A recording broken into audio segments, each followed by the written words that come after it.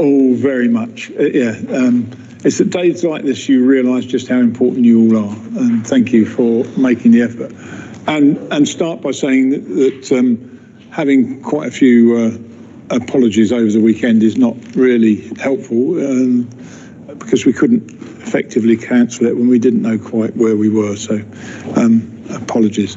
So as we've got a few new members, and it's really good to welcome Simon here this afternoon, I thought we'd just go around the table. So Simon, over to you to introduce it.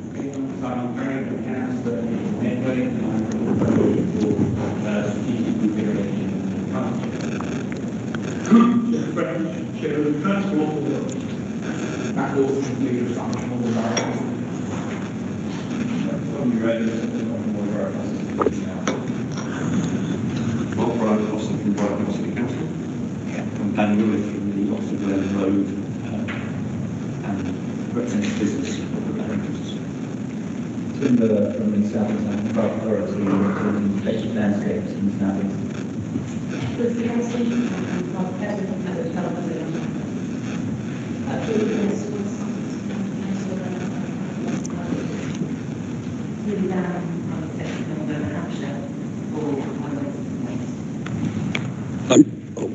I'm Rupert Clubb, Chief Officer of Transport South East. Do you want to do that? Yes, certainly.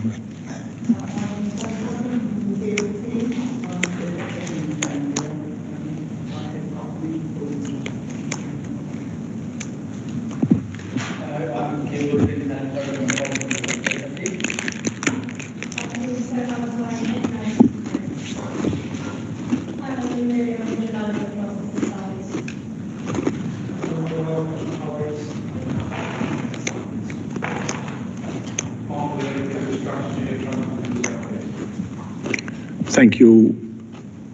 Joy.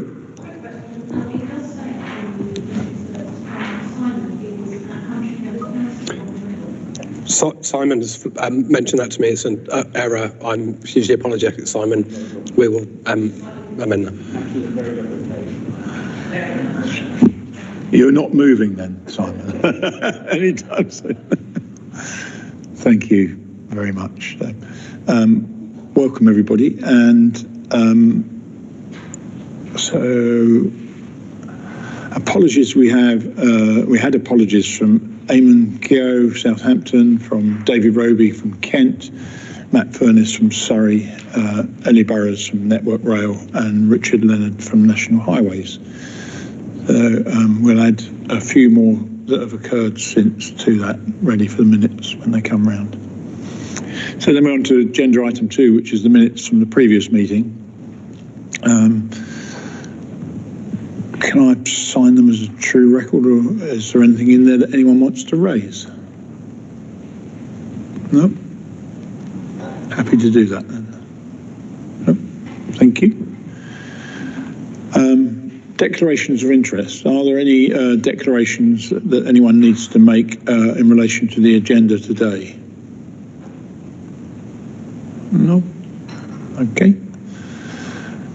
Agenda item 4, which is statements from public, and there are no statements. So we'll move on to agenda item 5, which is the next steps for TFSE. And Rupert, are you going to start the conversation, please? I shall. Thank you. Thank you, Chairman. So we had conversations at our previous board about future next steps, transport for the South East. This is set against quite a swirl of initiatives, potential legislative changes, draft white papers and so on, around devolution, the changes to National Planning and Policy Framework, the Infrastructure and Planning Bill, and so on. And as you'd expect, a change of government brings with it a change and a legislative reform. Good to see that the creation of Great British Railways is moving at pace, and a shadow board's been established, and a chair of that shadow board is now in place. So, coupled with changes following the general election and conversations we've been having around this board, it is a timely opportunity to consider how Transport for the South East as a subnational transport body can most effectively deliver for the region and for its constituent bodies and members. So you'll know that to date we've been operating as a voluntary partnership established in 2017, governed by a constitution and an inter-authority agreement, and broadly we replicate the functions that are set out in the Cities and Local Devolution Act. So in effect, we are following the intent of that legislation. We set out our governance in accordance with that legislation, and we are broadly following the same sort of constitutional arrangements that a statutory STB would. And what is crucial for STBs is that democratic accountability is delivered through you as the board, as the locally elected members. And it's a well-rehearsed line that the ability to speak with a single voice to government through this board on the priorities for the region, both on road and rail and other transport aspects, I think is crucial. It has paid dividends for us. And I think certainly with previous government, and I would hope so with this new government, that is recognised. And that's recognised in cash terms. So we are supported and have been supported by the Department for Transport as we've stepped through our business. So there's a couple of options for our sort of future direction of travel. We could continue as we are, in effect a voluntary partnership. And that has served us well to date, that ability to speak with a single voice. We have had ministers assert their commitment to both our transport strategy and our strategic investment plan, and that is all positive. But as a board, you have previously expressed your ambitions to seek appropriate powers, particularly in relation to road and rail investment. And there are some other aspects around a statutory consultee role and other bodies having regard to the content of the transport strategy and strategic investment plan that could be helpful going forward. So, the two main options are you continue as you are as a voluntary partnership, and the other is to understand, well, in a world that is changing, what are the powers that support you as local transport authorities, that support you as stakeholders in delivering the growth ambitions for the region? And in the past, this board has said, well, we think in order to do that, there are some powers that we need to draw down from government, and in fact, government legislated for STBs. And some of you will recall that we put up a proposal to government in 2020 at the time we landed our transport strategy. But we think now, Chairman, that there's an opportunity to consult on the powers that we think and you think might have a really positive impact on growth. So that isn't, and I need to be clear about this, this isn't in itself a decision to pursue statutory status. I should also be clear that just because other STBs have got statutory status doesn't mean that's what we wish to be. We don't want to replicate another body because the South East is unique and different to our single statutory STB. I wanted to make that point. But what we do want to do is understand, particularly in this world where you are putting together your devolution thinking, combined authority geographies, you're thinking internally about the sorts of powers that as a combined authority you might wish to draw down on, and political decisions about whether or not a mayor is acceptable and so on and so forth. But we think that now is an opportune moment to consult with local authorities on whether Transport South East, if it was to have powers, would facilitate your ambitions and this collective board's ambitions. So the proposal in the paper is to consult with those partners. There's a consultation plan that is attached within Appendix 1. We also have, and I'm in some respects I'm almost dreading doing this because this is a complicated wiring diagram that sets out our thinking. It's called the theory of change, which is what these whopping great documents are. And I might ask Keir just to take you through some of the thinking that leads us to a point where we think it's sensible to do a consultation with you. I should say that the results of that consultation have to come back here, and any decisions on what we might do in the future are a board decision. But this is about how we inform the debate and the discussion. So, Keir, I'm not sure how best to do this because it's a complicated business. But I wonder if we just push a couple of these around. And there is not an easy way of doing this. So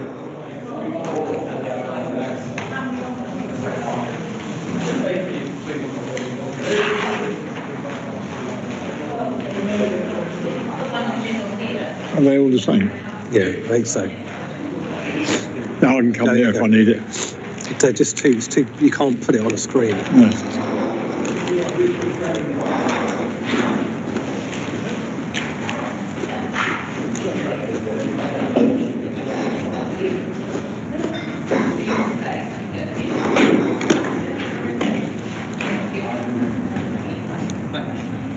You're all right with it? Yes.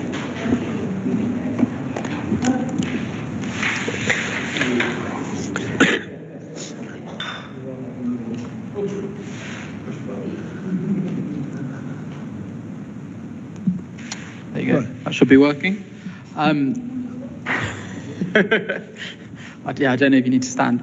So basically, well, yeah, it's interactive. So as Rupert just said, this piece of work basically was prompted by the board in July, when the board at that time asked us to review our options for next steps. And with the support of Steer, we worked on these theory of change models, where basically on the left-hand side, we've got the new government missions, the new Prime Minister's missions and DfT priorities, and mapped them against the TFSE transport strategy priorities that board members signed up to in 2020. And board members will know that the transport strategy is currently being refreshed, so these priorities may change, but I think I can say from the task and finish groups, they're probably not going to change substantially. So a lot of the priorities that we signed up to in 2020 will remain the same. So as I said, the first few columns of this graph are basically mapping the government missions, DfT missions, onto our missions. And as you can see, they're actually very similar. So all the things the new government wants to do across the country, the board has already said we want to do in the southeast. So they're broadly split into economic priorities, environmental priorities and social priorities. And the board have signed up to them and want to do them. But the next column, I suppose, is where it really gets interesting for us, is that as we've analysed these, we've actually realised there are a lot of barriers to success. So the government are saying they want to, kickstart economic growth, make Britain a clean energy superpower, etc. As you kind of follow this flowchart on, there are a lot of reasons why, without there being substantial change, that's probably not going to happen in the southeast. So it probably makes most sense to just talk you through what that is. I'll just ignore it. It probably makes sense just to talk you through one set of statutory powers to try and make it as simple as it could be when it's a very long diagram. But if we look at the highways powers that we're thinking about, so these are three powers, so being a statutory consultee on the road investment strategy, setting the road investment strategy for the southeast, and also acting as a scheme promoter on behalf of local authorities to design and or deliver road investment. So working back through the diagram, you kind of see that we think us having those powers actually helps to do all of the 5 government missions, all of the 5 DfT priorities, and the vast majority of TFSE priorities. So we're talking about, if we look at the top thing, we want more reliable journeys, a more resilient network. We want improved connectivity between major economic hubs and ports and airports. At the moment, we think after analysing this that that's not happening because there isn't TFSE. We don't have the powers to coordinate planning at a regional level. Funding is often short-term and siloed and constrained, and local authorities maybe don't have the amount of funding or capacity and capability to do what they want to do. And obviously in the southeast region, to maybe make it more relevant, we've seen with A27 funding decision, some potential issues there that we think a different approach and TFSE potentially having powers could address. So there's a lot on there, a lot of detail. And following the request of Audit and Governance Committee, we've also done the counterfactual, which is on the other sheet, which is basically if TFSE don't have statutory powers, what kind of changes could you make to TFSE as an organisation that also deliver these things? But as you can kind of see by comparing the two sheets, even without statutory powers, you probably need the government to give TFSE a bigger role to address some of these endemic challenges. Of course, yeah.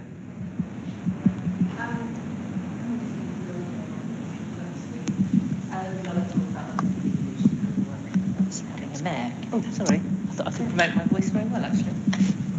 Is it working? Okay.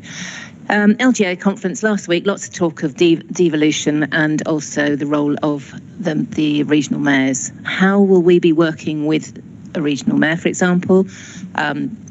We are moving forward in Hampshire. I'm sure Sussex is possibly. I'm getting a little nod. So that's the South Coast, most of the South Coast covered. How are you seeing the role of the mayor in what you're proposing now? Who wants to take that one? The legislation system that allows for private authorities to be members of the supplementary transport board, the same way the local transport authorities are. So in the event of combined authority, so say Hampshire, also Southampton are on a combined authority was formed. And you subsequently decided to go for a mayor, that mayor would have a seat around this table as a combined authority. So the mechanism already exists. Certainly that's from a statutory perspective, so that's legislated for. In a voluntary partnership, I would imagine that you would probably want as a board a mayor to be around the table, a mayor of combined authorities within the region to be around the table. The difference between the statutory and the non-statutory is the weight that the voice has in influencing strategic transport programmes. Well, I was just going to add that in all the conversations I've had, and listen, the devolution landscape is somewhat cloudy. Might be less cloudy after Wednesday. I heard this morning there might be mention of it some of it in the budget, and some of it. There are two things I say. The first is all the conversation should be about devolution, but I have a fear we might drop back into local government reorganisation. So let's park that for a moment. But the bottom line is the conversations that I've had with many people around the country still remains that take the TFSE region, whether there are 5 combined authorities in that geography, actually one on their own wouldn't have the capacity to do what subnational transport board bodies are already doing. And because we are there in legislation, whether we are a statutory organisation or whether we are a combined partnership, that work would need to be done at that level. So the interventions that may or may not need to happen won't stop at Hampshire border or West Sussex border. So I think the fact that you've got the opportunity to invite whoever or however many to sit round the table gives us that confidence that we'd have the right people in the room to make the right decisions. That's the important. Yeah. Yes. Yeah. And if I may, Keith, I mean, the bit about the powers, it's about concurrency and complementary. So it's about how, it's that collective voice adds weight to the ambitions that either a local transport authority or a combined authority might wish to do, particularly on the cross-boundary. And, the examples you've mentioned about Hampshire and Sussex is an interesting one, given the problems of the M27, A27, and then beyond, 259, as well as the challenges of that South Coast rail route as well, which is not, always blessed. Good. How are you doing, Q? Are you done? I've just pretty much. I mean, open to any other comments or questions. David Roby can't be here, and he had a comment on this, and I told him that I would religiously report it. So he welcomes the consultation for TFSE with member authorities, including Kent. Requests that make the consultation worthwhile and ensure responses are well informed, that TFSE set out how the powers it has in the scope of being granted statutory status would provide value to the member authorities, taking into account the complexities of the existing powers held by members' authorities and their exercising of these through an established democratic process and coupled with clear constitutions. And I think we're all very clear that the role of local transport authorities, in theory, will remain with them, but it will be interesting to see what comes through in the legislation or from the dashboard that the government provide when they get around to giving us that with devolution.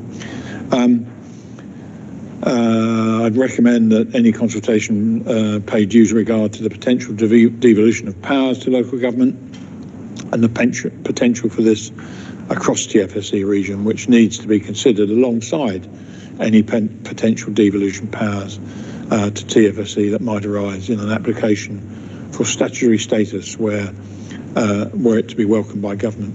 And I'll just go back to what I was saying earlier on. Why has TFSE worked so well for so long? Because actually we're here to work with our transport bodies, driven by the transport bodies, driven by us as politicians, to make the right decisions. Adding another potentially half a dozen politicians to the table might make it a little more complex, but actually it's exactly what we need to do if that's the way the government want to go. But I still, I come back to the fact that I hope that TFSE has not taken any powers or any responsibilities away from local transport authorities. It's not what we set ourselves out to do. And, if that remains our key principle, I think we have a good working relationship. Simon. Yeah, thanks. I was going to pick up a little bit on that. This is really exciting to look at. I'm brand new here, so thank you. If I say things that you've discussed already, apologies. But seeing the priorities both for the Department of Transport and the TFSE ones, that based on the principles of sustainable development, it's writ large in the middle of that. I can consider, so it's great to see that. And I think what we've got here is that the outcomes, the priorities, the sort of the desire of what you've been trying to work on for the last 7 years now, that's not going to change regardless of the political structure that sits above it and makes the decisions. Absolutely. So that we can, I think we can be confident that will carry on, and just how the mechanism of decision making may change slightly, but actually that's going to happen. The South Coast has got, we've got massive problems in the North Coast of Kent, as people are aware, and we've still got to address those regardless of how the political structure sits. And one of the unknowns in there, which I know in Medway we've been looking at, is franchising and buses and how that operates. We haven't got a clue, so we're going to be looking for help and advice and support in any way that comes, and whether we work with Kent and Medway together or all that kind of stuff, here's where it's going to be worked out, I think. So That's really encouraging. I understand there's another bus white paper due anytime soon. Thank you. Daniel.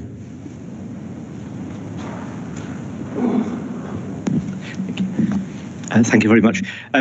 First of all, I want to say that the piece of work that we just looked at is even better when you look at it online, as we did with the audit committee, and we didn't see the example where you don't have statutory powers. So I don't know if it's possible to share both those, because I think it makes it's even easier to interpret. There's a lot of excellent work that's gone in there. I've got a couple of questions though. When we go to the consultation, is it time now to ask? Yes. First of all, we talk about the fact that we're going in with a couple of other STBs. Is there any reason why only those three STBs are consulting? Yes, please. Transport East held their board meeting last week, I think. Board was in agreement to go consult in a similar way to which we were asked. England's economic department, I think, are in a slightly different place. I think they are having conversations about what my powers look like, and they're not quite where Transport East and we are. Peninsula Transport and Western Gateway, I think, have really spent the last couple of years growing their team, both in terms of growing the evidence base and developing their transport strategy and investment plans. So they're not, I don't believe they feel they're ready at this stage. And then Rivers Connect, I think they are just considering how their range will be, because they've got a new combined authority with East Midlands coming. And I suspect this is a conversation that will be at some point in the future. So it just felt. Okay, so it's about readiness. It's not about the fact that they are contrary. They've got different. Absolutely, so it's about readiness, and there's also recognition that the three subnational transport bodies around London already work quite closely together, because we're bound in some respects to London. That's good, as long as it doesn't undermine the pitch. Is where I was going. No, I think in some respects the three of us working closely together, if anything, strengthens it. Yeah. So we've already established that the board will be familiar the South East, Wider South East Rail Partnership. We're working on with our freight providers on freight in the South East. So there's a natural relationship between sort of data, if you like, around London. Thank you. Okay, the second question you made, my last question, was about Appendix 2. Because when we do consult, we're presuming putting in front of people a kind of straw man. And the language sort of is quite deliberate, I'm sure. And we use the word set sometimes, and another places out as a consultee. Can you just confirm what the definition of setting means in terms of our authority and how those things go? So, setting something means, so for example, on the RIS, what I might ask for is an amendment to National Highways licence, which involves setting the investment strategy. At the moment, SDBs are not recognised within that, and we would argue actually our evidence base means that National Highways should have regard to our evidence base in setting the RIS, and actually one of the ways in which you could do that is amend to the licence. Whereas being a statutory consultee, we might, for example, say that we should be a statutory consultee for local plan development, so that the local plan has to demonstrate regard to the evidence base we produced before going for an examination. So part of the reason for consultation is getting a view on, well, do you think we should just be a consultee, or do you think we should have something more positive, like, for example, an amendment to the local highways licence, or should we have a clearer role in the rail infrastructure investment, particularly in relation to GBR as it shapes and forms. So you might remember, Daniel, if we go way back, one of the things we asked for in our original proposal to government was setting the age loss, the high level specification for rail. Now, that might be something that when we consult on powers, members say, actually, we think that's a really, really important high level sets out strategic ambitions, strategic infrastructure ambitions for rail, and we think we should be a case solution to that. Great. That confirms what I thought. And presumably that means that those will be not contentious, but they will be heavily focused on those particular line items in the consultation. Because if people don't think we should be saying them, then they need to say who they should. Because I don't think Yeah, I mean, I think the key for me is the evidence base that we have produced. This isn't something that I've asked the team to knock up overnight. It's a few years building an evidence base, both in economic, environmental, and sort of social appraisal to determine whether or not the things that we've identified are the right ones to take forward. Now, we recognise this comes at a really difficult time. So, for example, the decisions on cancelling the schemes on the A27, the problem does not go away. It is still a problem, whichever way you cut it. And being able to have greater weight in the decision making around what should move forward, what shouldn't. I recognise that the Secretary of State will make those decisions from time to time, but how we have a strengthened role in relation to those kinds of decisions, I think is quite important for this board. Agreed. Thank you. Matt. It's on its way. Thank you, Keith. Just a couple of observations, really. There's no harm in asking the question, which is basically what we've been asked to agree. So I don't think it's something that as board members we can turn around and say it's a terrible idea, because fundamentally there should be merit for every authority in having a strong TFSE. And from that point of view, I've got no problem whatsoever. Bearing in mind sort of the news this morning that we may end up with a devolution bill or coming forward pretty quickly, and that may be pretty radical. My concern is that we might get caught up within the debate around that, as you said earlier, Keith, and I think we might consequently want to really sharpen the focus in terms of some of the questions that we're asking. I'm looking again at Annex 2, it's all jolly good stuff. It is exactly the sorts of things we should be doing, but when we're having those conversations that are referred to in the previous pages, I think it's really incumbent on the TFSE team to be very specific in terms of saying, look, we sit where we do, regardless of what local government looks like. We need to know whether you're happy or not for this level or these powers to sit at this geography or with this type of organisation. I think if we ask the question that way, it'll be a far more productive activity. Whereas I think if we ask sort of broad brush questions, we might get caught up in all of that that nonsense or activity or whatever you want to call it. The final point I'd just make on that is, given that devolution isn't going away, in fact, we're going to get more of it, regardless of what it looks like, I think that's another reason why we should go ahead with this now. But as I say, I really just we need to be absolutely focused on what we're asking to avoid being caught up in politics in counties and then within counties arising from it. Thanks for that, Matt. I think you're right. If we believe, as I do, that we have a role to play, irrespective of what devolution model finally ends up, or the geography of the devolution model, then I think we should press ahead and be clear about what our role is, and what it is we're asking. So I think that's as clear as we can get on that. Tim. I'm interested again in Annex 2. And I was just going to ask a question about the funding and finance element at the end. Let me put it this way. Suppose we got all the powers, but we didn't get the money. Would we be left kind of high and dry, and our ability to implement those powers or use them would be disappointing? Or are we really saying that without extra resources, we wouldn't be able to perform this effectively? Do you want to go on that?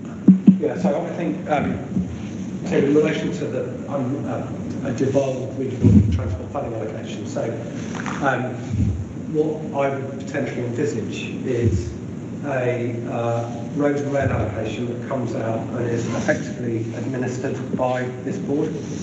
So some of you may be able to cast your minds back to regional transport board days. So probably going back pre-2010, where effectively there's a regional funding allocation that's provided to the board, and the board prioritised within that funding allocation. That is what ideally I would be seeking from government, to enable you, the local democratically elected members and co-opted members, to make the decisions on the priorities for this region against the funding envelope. Now certainly there is a track record in relation to road, and certainly my experience, and I'm sure colleagues around the world have found that generally to be a positive one in terms of delivery of schemes. You can make an argument that that is also the case for rail.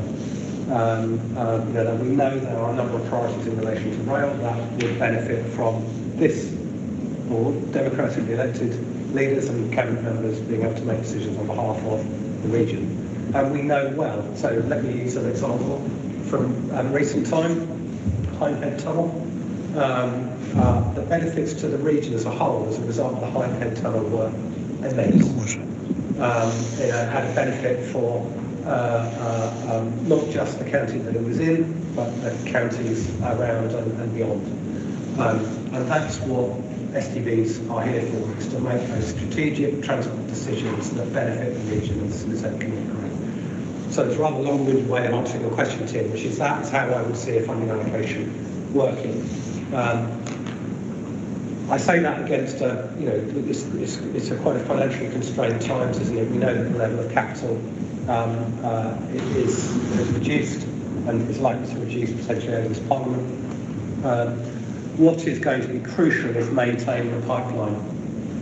So that's both rail and road and major roads network and large local agency and local transport authority areas, is making sure the revenue lines, the revenue support is there to enable a pipeline to be developed. Because what we don't want to be, we don't want to find ourselves 5 years down the road when we're in the next parliament and there is more capital available, but we haven't got the pipeline.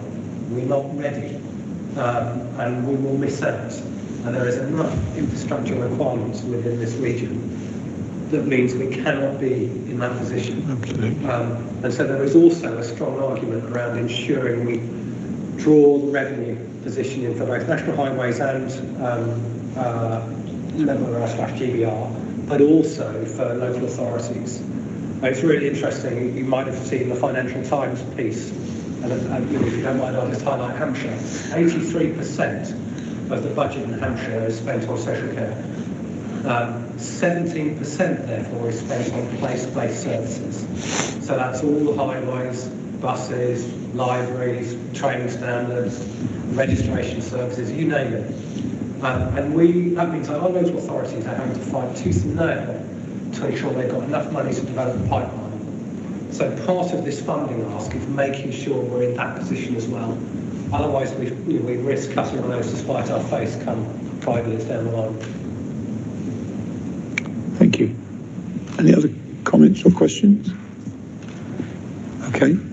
So we are recommended to review the options for next steps of transport for the South East, which I think we've done, and approve the transport for the South East to consult with local authorities and other key stakeholders on whether transport for the South East having powers would help them to achieve their objectives. Are we happy to do that? Thank you very much.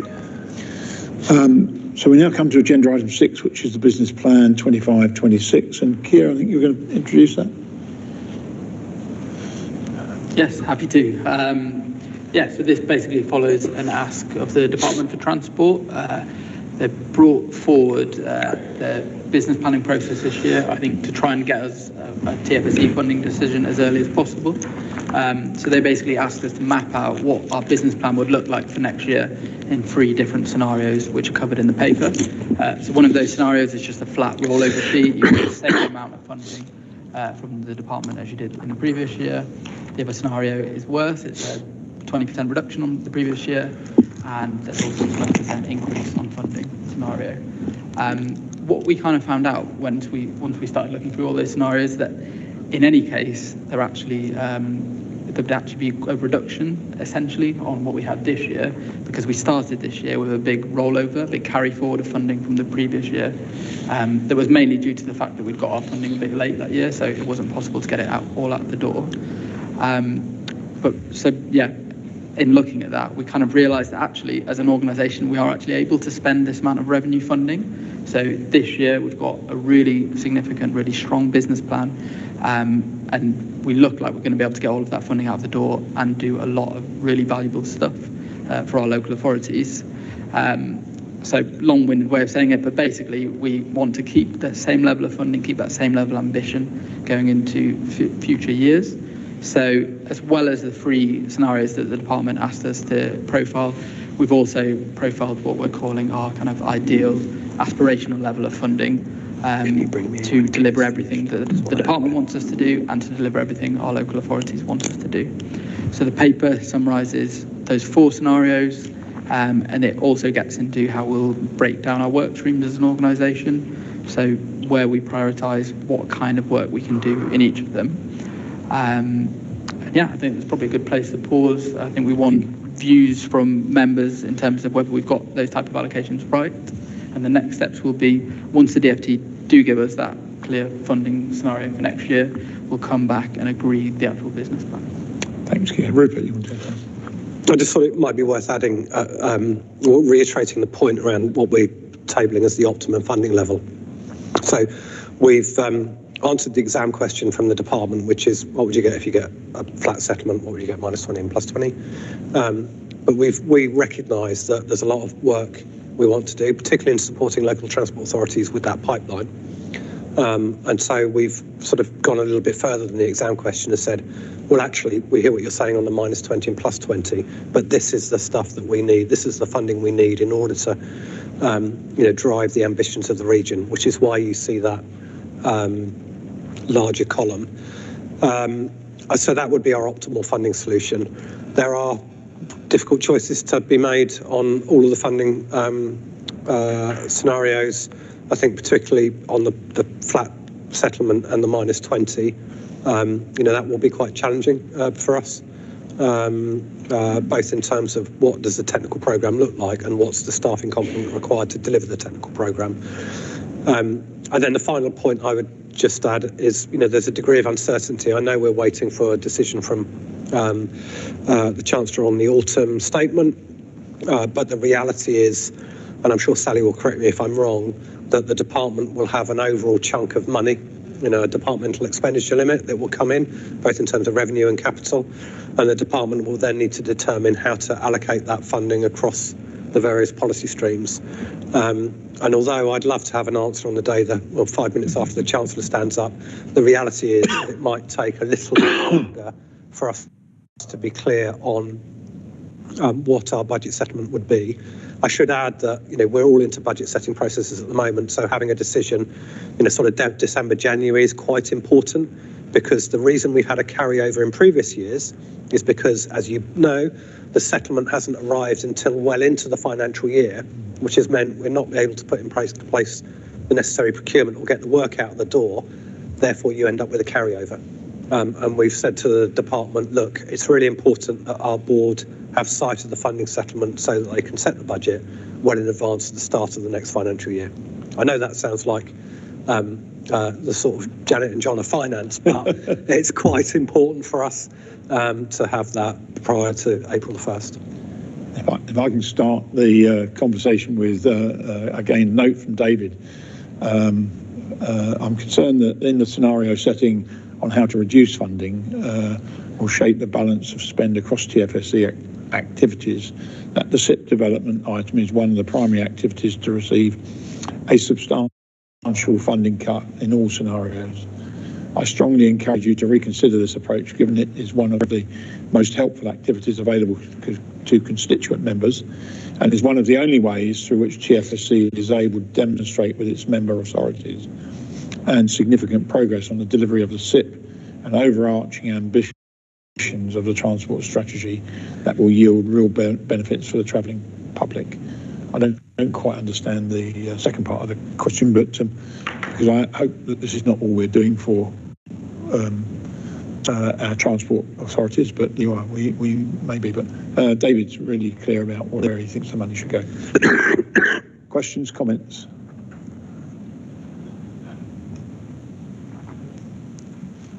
Thank you. Question. So I don't disagree with David. It does look like there's a lot taken out from the SIP work, which is critical. But I think the argument is going to come back from DFT and others. What's the value of the work that we're doing? And if you're spending 20% less or more, or a whole load more, which is basically the four scenarios we've got, what's the value that is lost by being awarded less? And if we can't express that, then it's going to be tricky. Because although we feel passionately that certain things need to be in and they will be affected detrimentally, it just becomes a bit subjective. Do we have the ability to express the value in the extra work that we're proposing?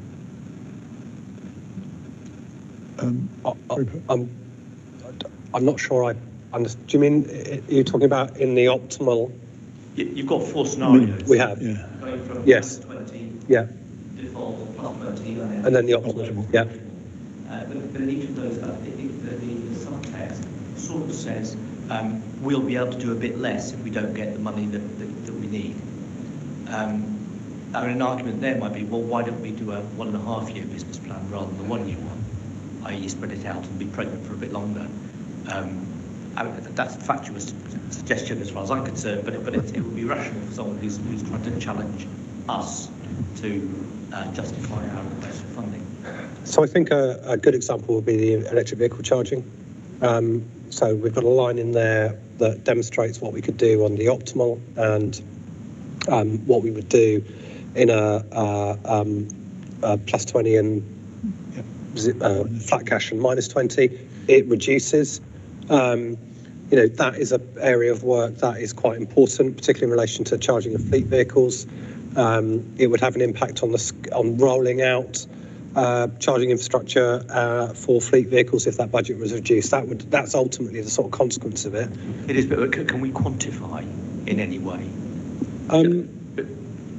Yes, we I can. think we Yes, have to, so much even less, if it's yeah. kind of this is an order of magnitude impact Yep. on the economy in our region if you don't do that. Yep. yes, we can. Yeah. It's not easy, but Yeah.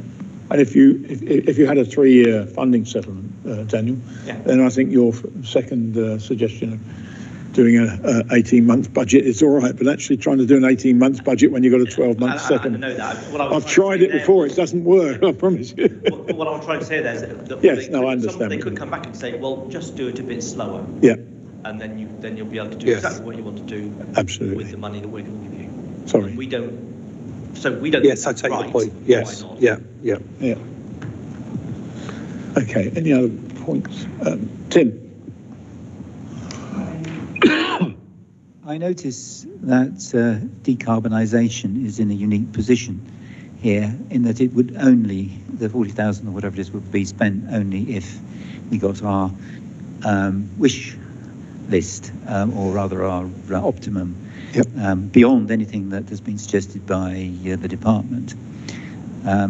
Otherwise, nothing will be spent on decarbonisation, but we did notice that actually that's one of our big missions when we come to item 10, decarbonisation. And I think, too, in this same paper, we have the reference to strategic goals of economy, society and environment. Are we saying we would do nothing for the environment if we didn't get our full bid? And as a former desk officer in the Treasury, I think the likelihood of anybody getting their full bid is never very great. So it seems that we could be ignoring one of our, something we recognise as one of our goals, if we don't make some provision for it on more realistic assumptions. Mark, do you want to help us with that?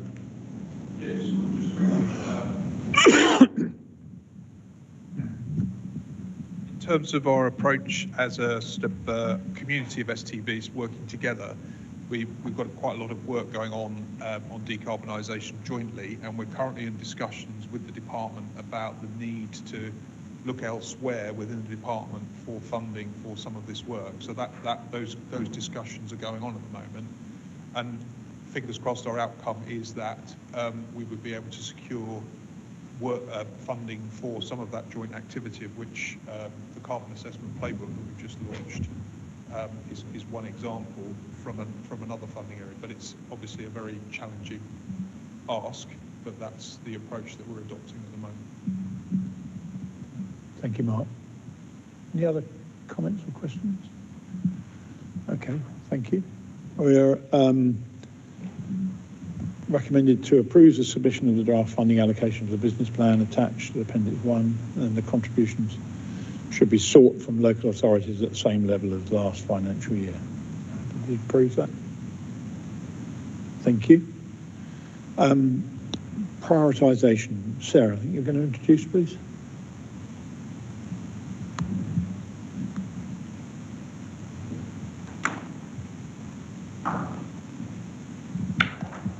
Thank you very much. Good afternoon, everybody.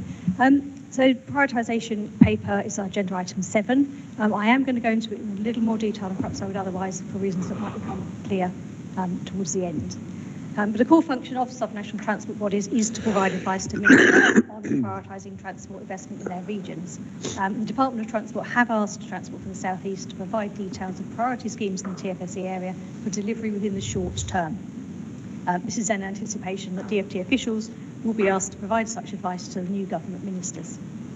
So I'm sure members will recall that we published our SIP in July 2023, which was the culmination of the extensive area studies work, and that identified the schemes and policy interventions required to be implemented across the South East to deliver the vision objectives set out in our 2020 transport strategy. And so therefore, I think it's really important to be clear on this from the outset. By virtue of their inclusion within the SIP, all the schemes contained within it have been identified as priorities for the region. However, the SIP contains nearly 300 schemes for delivery over 25 years, and so we literally cannot bring everything forward all at once. And therefore, we need to recognise that individual schemes will be delivered through a number of different funding streams and programmes over the longer term. And that as such, there's a need to filter and prioritise the schemes within the SIP to aid their effective delivery. We therefore developed a strategic prioritisation framework and methodology to do that filtering against a range of different criteria, such as the funding stream through which a scheme may be brought forward, or perhaps their timescale for delivery. I'm sure the board will recall that they approved the prioritisation framework and the associated governance processes for its deployment at the meeting in January 2024. Although DfT have requested submission of short-term priority schemes, they've not actually provided us any specific detailed criteria for the selection of those schemes, aside from the advice to consider schemes that can be delivered within the next 5 years.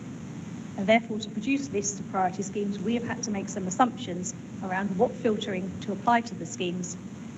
We've done this based on our understanding of existing government funding streams, such as RIS, MRN, RAIL, but also our current understanding of the emerging government priorities.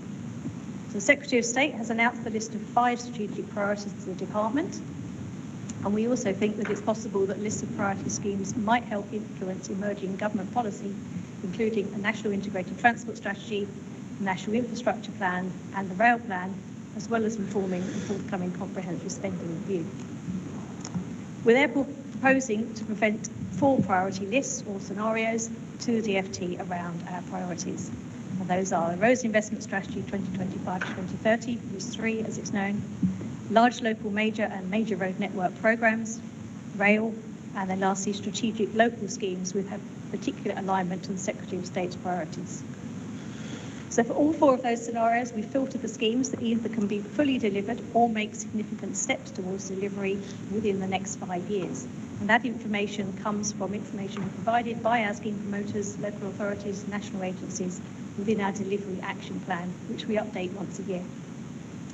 The strategic prioritisation tool has then been used to filter the schemes contained within the SIP against criteria which reflect each of those 4 scenarios I've just read up.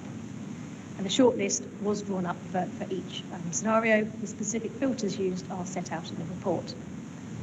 In drawing up this list, I want to assure the board that the governance process that they approved has been followed. The lists have been reviewed by both Transport Strategy Working Group and the Senior Officer Group, and their comments have been incorporated prior to the list being finalised for this report. The RIS 3 and the rail lists were also discussed with Network Rail and National Highways respectively. The proposed lists are presented in Appendix 1. I don't want to run through them all in detail, but there are a few key points that I'd like to draw the board's attention to.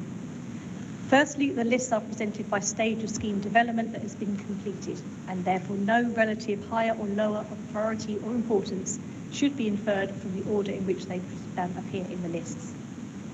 Also, it's important to note that if the specific criteria are subsequently provided by the Department for Transport, and those criteria are different from the assumptions we've made, then we ought to reserve the right to amend and or create other lists and resubmit them should that be necessary, and in which case those further new lists will be brought to the board for approval. In relation to the first scenario around the roads investment strategy for 25 to 2030, National Highways have involved us as a key stakeholder as they've been developing their plans for RIS 3. We're very, very grateful for this involvement and developed very, very strong working relationships with them. The draft RIS is yet to be published, so we can't actually reflect those outcomes within our list, but we are very keen to continue our conversations with both National Highways and the DfT as the RIS development process continues. It's also worth noting that the list does contain several schemes on the A27, and that is because those schemes are named within our SIP, our Strategic Investment Plan. We do acknowledge that the Chancellor did make a recent announcement cancelling those schemes, but to use the phrase that was used earlier, that doesn't mean that the problem has gone away. And so those schemes are still something that we want to work with, and we would like to continue working with the government and National Highways to explore how collectively we can bring forward some multimodal solutions that will address those issues. In relation to the large local major and major road network schemes, STBs have a key role in managing those programmes within their areas and also supporting the development and delivery of schemes in the programme. and therefore this list was drawn up to reassert the requirement for funding of the current programme of schemes. In relation to rail, which is table 3, ring-fence rail funding has been in place for a very, very long time. However, the RNEP pipeline is beyond its date for its intended update. As clearly set out in our transport strategy and our strategic investment plan, we cannot achieve the required transport and other wider priorities without significant investment in rail. Maintaining the short-term criteria for deliverability that the DfT directed us to has prioritised schemes that have already progressed quite significantly along the development process. However, we know that particularly for rail, schemes often have very long development delivery timeframes, leading to limitations of how much could actually be delivered within a 5-year window. And through our work on the wider South East Rail Partnership, together with our dialogue with government and Network Rail, and working together to bring forward the rail investment that will be transformational in the longer term. Lastly, around scenario 4, the strategic local schemes, post-housing infrastructure fund or transforming cities fund, there's very, very few routes by which mass transit and mobility hub schemes could actually be funded. However, these solutions typically align very strongly with the priorities set out by the Secretary of State. Additionally, we're aware that DfT may consider a second round of major road network funding, and if this were announced, it may have greater flexibilities than the previous criteria. This list is therefore intended to be helpful in influencing future funding streams in emerging government policy. After the schemes were identified through the filtering process using the prioritisation tool, they were then each given a rating of their alignment with the Secretary of State's 5 priorities, and that's what the ticks are in the table in your appendix. These ratings were not used to select the schemes, but are merely provided to aid DfT's understanding of the schemes. And the rail schemes are not included in this list because they already have their own separate list. If I may, and Joe, I know you received an email from David Roby late last week. Since the papers were dispatched, we did receive correspondence from Councillor Roby regarding the fast-track extension scheme in Kent, which was not initially included within the list of strategic local schemes. Councillor Roby helpfully set out the latest position with the scheme, stating that the feasibility has been completed and that with appropriate funding, the scheme could be delivered within the next 5 years. As I've explained, the selection of schemes for the list was based on a filtering of schemes contained within the SIP. We've not placed any numerical limit on the number of schemes that can be in any list. If they met the filtering criteria, then they are on the list. The information we've used for deliverability comes from the Delivery Action Plan, which, as I said, is updated annually. However, we need to recognise that sometimes schemes do move on within that year. And I think this is what's happened with this scheme here. With the updated information provided by Councillor Roby, the fast-track extension scheme does now meet the criteria for inclusion within the local strategic local scheme scenario, and so could, if the board were minded today, be added to that list and submitted to government as a priority. All the other schemes identified in that scenario would remain, but the list would now consist of 15 schemes and not 14 that were in the original report. And a revised table has been prepared, which hopefully will be up on the screens behind me, though the board can see the impact of including that extra scheme. I'll pause there for a moment, Chair. Thank you. I think you've covered the main part of Councillor Roby's bit. There was something else about the Lower Thames crossing would be delivered in RIS 3 and 4 timescale and currently remains without consent, whilst decisions are expected in the next 6 months. It deemed premature not to include this critical strategic road scheme as a prioritised list. I don't think that's changed in any of our thinking of it. No, I think with the Lower Thames Crossing, our discussions with DfT and with National Highways indicate that it's going to be considered separate from RIS 3, so to include it within a list of schemes for RIS 3 would not be the right way of going about it. The board could, again, if you're minded, submit it as a priority alongside the 4 list. It's a nationally significant scheme, and the board may wish to do that, but whether Steve from National Highways might want to agree with saying. Thank you. It is a priority, but it's not appropriate for a list. Absolutely. Excellent. And just so that no doubt he's satisfied the proposals within the SRN, MRN, stroke LLM and rail are the right priorities for the region to provide to government. So that's my list here. Any other comments or questions? Matt? You things. Oh, thank you very much. Yeah, just a couple of things. I'm sure all of the schemes that are in there are there. They're on merits. There's some that I know about in our part of the world. There's some which I haven't got a clue where they are, frankly. But that doesn't mean that, given the geography of the area, that doesn't really mean very much. The issue for me around this is how ambitious we want to be. Do we, as I completely understand what's been said, and I completely understand the criteria that's being put forward, but I always think that where we're identifying to DFT in particular, in this case, our priorities, it's always worth being sort of a bit cheeky, frankly, at times, and putting forward a few more than we expect to get. Thinking a little bit locally, and I'm surprised David Roby didn't mention this in his comments, so perhaps I will from a Kent perspective too, which is certainly in terms of an outline business case on the rail, the direct rail connection between Tunbridge and Gatwick, which has moved on within the year in terms of the work that Network Rail have done around this, to me is an obvious one, particularly given that we're expecting at some point in the next few weeks a decision to be made on whether Gatwick can use a northern runway or not, a second runway, basically, in all but name, really. So there's an opportunity, I think, forthcoming around that, where we should be a little bit pragmatic. And actually, if we just can add that to the rail list, that might be worthwhile doing. Other than that, as I said earlier, I'm not going to sort of there or the other. I understand the criteria. There's another scheme in Kent around Junction 5 slip roads at the M25 that again would be probably worthy of inclusion, albeit I understand why it's not on there. But I suppose my question is, do we want to be a little bit more ambitious? Thanks, Keith. I think we've got a pretty ambitious programme as it is, but I'm sure. Do you want to answer that?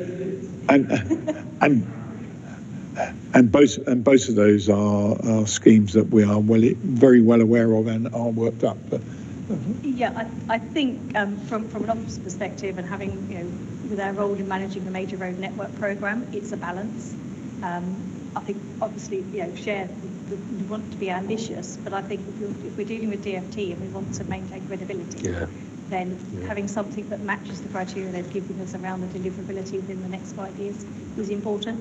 Some of the major road network schemes have unfortunately come up against a bit of resistance from DFT because they're simply not moving fast enough to deliver within the timescales. So I think it's a balance around answering the exam question, if you like, around what can be delivered in those timescales, whilst also showing ambition. Coming back to the rail scheme, I think the point about the wider South East Rail Partnership, those longer term schemes that might take a bit longer, that's probably the place to have those discussions.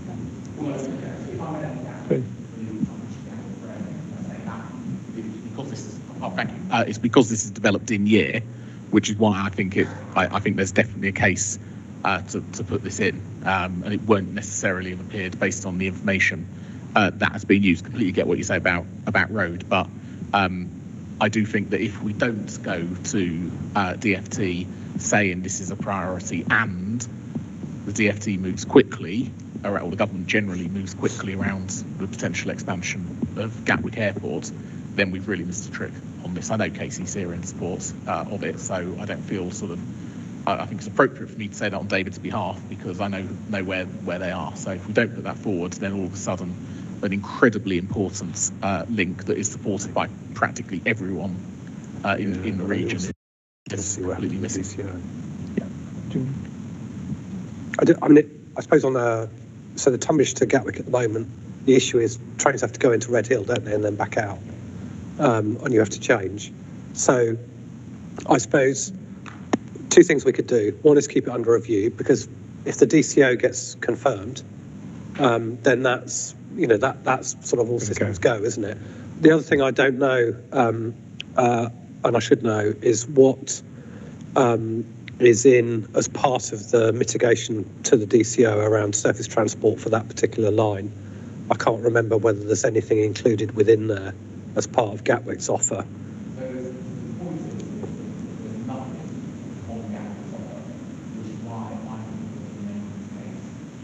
That it needed.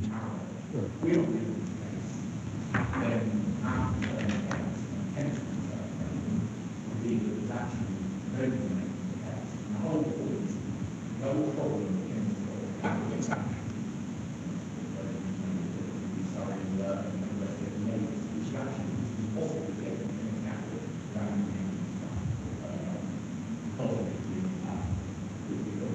Yeah. I don't know enough about it to know whether it's got legs or not. You can say we look for it.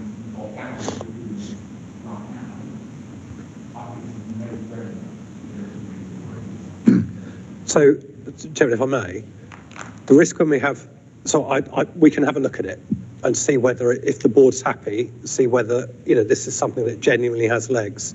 Because the risk when you enter a discussion around prioritisation is everybody goes, oh, actually, there's a scheme that I've always wanted, can that go forward? And I'm not saying that for 1 minute that is one of those schemes, but I don't have the knowledge right here to say, actually, we've got to take that forward. Yes, we've missed it.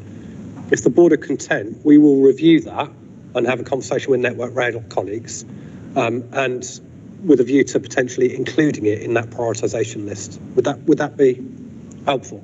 Well, I'm a bit concerned. Sorry, I may as well finish. I'm a little bit concerned in that we're being asked as a board today to basically agree lists, as far as I can see. I don't think I can agree the lists based on what I've just said about the Tunbridge to Gatwick.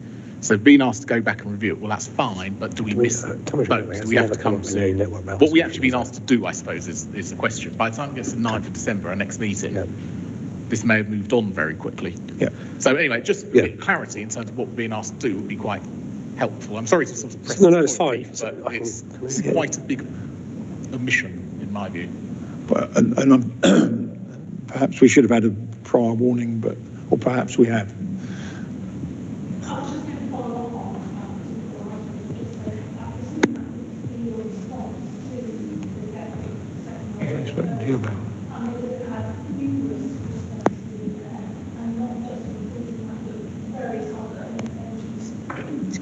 Other interventions that we would have liked as well, and you're quite right, they're not offering anything. I suppose what I'm saying is there's an awful lot more that we could have put in there if Gatwick goes ahead, but we don't know what's going to happen yet, though I suppose we can see the writing on the wall. Yeah. I think we get the gist of where we're going. I'm disappointed that we haven't. Perhaps you know more than I do, because I didn't see anything happening in the near future. But if you think we're going to get a decision on that, you may be closer to it than I am, Matt.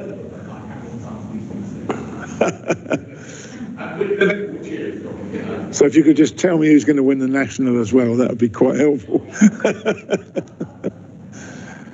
Sorry, Simon. Thank you, Chair. But we got the gist of it. I just want to take us back to the Lower Thames Crossing initially. Yeah. And obviously, I appreciate the comment, and it's a unique thing. So in that respect, it has to be treated. But it is having a serious drag on production of local plans. For Maidstone, I've got theirs. Tunbridge and Morling, Swell, Medway, we're scenario planning if it comes, if it doesn't come, etc. Yep. When it's all that, it is a real problem. So that needs to be in the thinking behind that, because it is causing a major problem. In addition to that, and it's not been mentioned, I may be coming late to the party here because the list's already, the A202 junction is not on this list, and that is a massive problem. National Highways have got holding projections because of that junction. And again, that's having a drag on economic production, is a real problem. So I'm just highlighting, not just for Medway, but for the whole of that area. It's a problem, and it sort of connects up to the M25 junction and the Dartford crossing as well. I know there's some funding in there for the Bluebell Hill, which is close by for those of you who don't know it, but it's not anywhere near enough to solve the problems we've got there. So I thought I'd raise that one as well. I don't know how that might be built into the story going forward.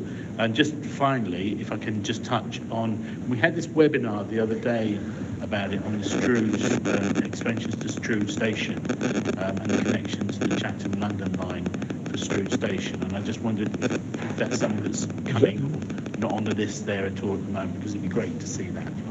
Thank you. 3 questions. Who wants them? Can you do some of them while I'm just looking at the Tunbridge Red Hill one? Yes, certainly the junction you mentioned, A2M2 junction, that unfortunately came to prominence as a very big issue after the SIP was finalised. So it's not in the SIP.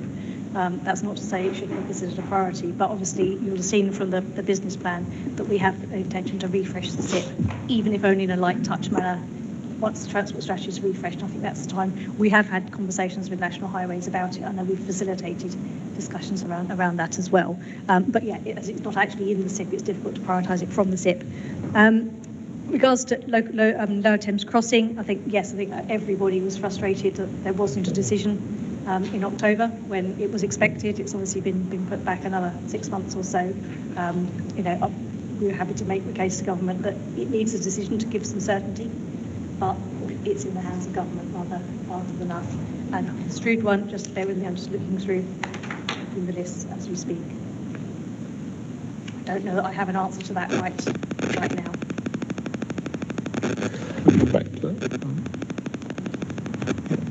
And on the Tunbridge Red Hill, the scheme is not explicit in the SIP, in the Strategic Investment Plan, and these priorities are based upon Strategic Investment Plan priorities that the board has signed off on previously. So in effect, what Sarah has run through is, if we are asked what are the top X rail schemes, they're drawn broadly from the Strategic Investment Plan. So that doesn't mean to say that schemes do come forward, and as Sarah's mentioned, we will be refreshing the SIP. But if we were asked the question tomorrow, which is possible with new ministers, we need to be in a position that says, look, we've got a load of evidence around a number of interventions within our region. Here's the top 10 rail, here's the top 10 road, here's the top 10 whatever. That is what we're trying to nail down here, so that when we're asked a question by the department, we at least have a view of what's important. That's not to devalue the Tunbridge to Red Hill, it's just not in a Strategic Investment Plan at the current time. And there might be reasons for that because of the Gatwick, the gestation on Northern Runway expansion might have meant that it hasn't fallen in because the DCO process needed to complete. I'm not 100% sure, but that's possibly why it's not there. Okay. Are you sure? Joy? I assume yours is number one. Joy? So I was going to really ask speak about the A27, my favourite subject. And just really to say two things. Firstly, the A27 Arundel bypass, will the business case would have to be redone, I would have assumed. So is there actually an up-to-date outline business case? I believe there was, yes, for it, because it was, so that specific scheme was on the sort of cusp of, I think it had preferred route and it had a business case around it, and it was on the cusp of DCO. And you remember at the time, our line was, why waste all that work when you're, that far away from it? The reasons for its cancellation aren't 100% clear. I know there were some environmental challenges around it. And I know there was a broader point around value for money. I suspect if it was to be looked at again, you would, because time has elapsed since the original work, you'd have to have a look at it and redo a business case. Well, and whether in fact, because if I look at particularly, and I'm being quite parochial about it, but if you cure the Arundel bypass, you're just making the M27 at Chichester improvements, just actually the situation becomes even worse. And are they technically linked? I suppose or would that actually mean the business case becomes wrong? So, see what I'm saying? I do. So I know that the leader of West Sussex has been talking with the chairman around just making to the Secretary of State to look at the corridor. So we know there's a number of pinch points along it: Chichester, Arundel, Worthing, and east of Lewes. If you were to look at it as a corridor, would you be able to derive? Well, you certainly get strategic case, I think, but would you be able to demonstrate a stronger business case? And I think at the same time, both the chairman and the leader of West Sussex are making the case to government around, could this be an opportunity to follow the ambitions in the Labour government's manifesto around private financing? So what are the opportunities to lever in private finance to support development of improvements along that corridor. That's why I just raising that one. Yeah. I thought it was important to do that. Thank you. Tim, is that a follow-up, or shall I go? I'll go to Tim, and I'll come to you next, Daniel. I was a bit surprised by the way the Arundel issue was presented here, and I put it as the Arundel issue because there are a number of potential solutions. There were 5 variants of new roads or improved roads around Arundel, and actually the one that was ultimately followed in the wake of South Downs National Park's legal challenge was only the most recent.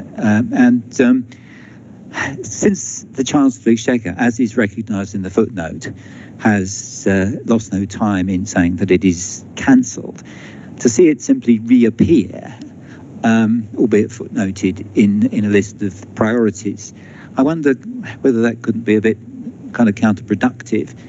I would prefer to see it presented in terms, and perhaps the corridor issue is part of this, but in terms of Arundel being a problem to which a solution is needed, which is, I think, the point that was being made earlier. The problem hasn't gone away, rather than, well, we're still attaching high priority to a scheme that the Chancellor of the Exchequer has just cancelled. It just looks as if we're blowing into the wind, if I could put it that way.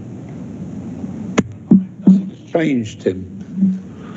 Nothing has changed. There is a massive problem, and it is our number one priority. So how can you change that? The fact the government have taken a different view has got nothing to do with the evidence that sits behind that. And we haven't highlighted a solution here. We've highlighted a problem that runs the whole of the 27.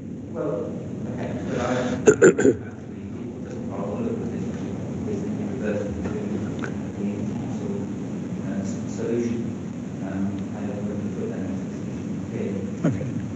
Do you want to add anything? I mean, I think it does. I mean, I think we recognise that that specifically named scheme has been cancelled. The key for us is actually there's a whole corridor. Arundel is just one point along that corridor, and we think there are agglomeration benefits if you look across the whole of that corridor. And, you know, frankly, the way in which we've dealt with road issues in the past tends to be on a pinch point basis. There's a problem here, let's deal with that. And what we haven't been very good at looking at is the whole corridor and saying, you know, if we're to get the benefits that we're seeking, then you need to address the corridor, and you get a stronger economic case for doing so. And if you take this particular corridor, the benefits to those communities that are currently split by the strategic trunk network is massive in terms of air quality, quality of life, active travel movements. And I think about, you know, just thinking about Worthing as an example. So I think there is a really strong case for developing a corridor approach.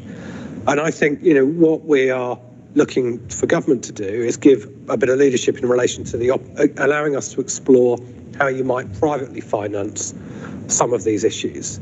You know, there are a wealth of priorities across the country, of which this is an important one for us.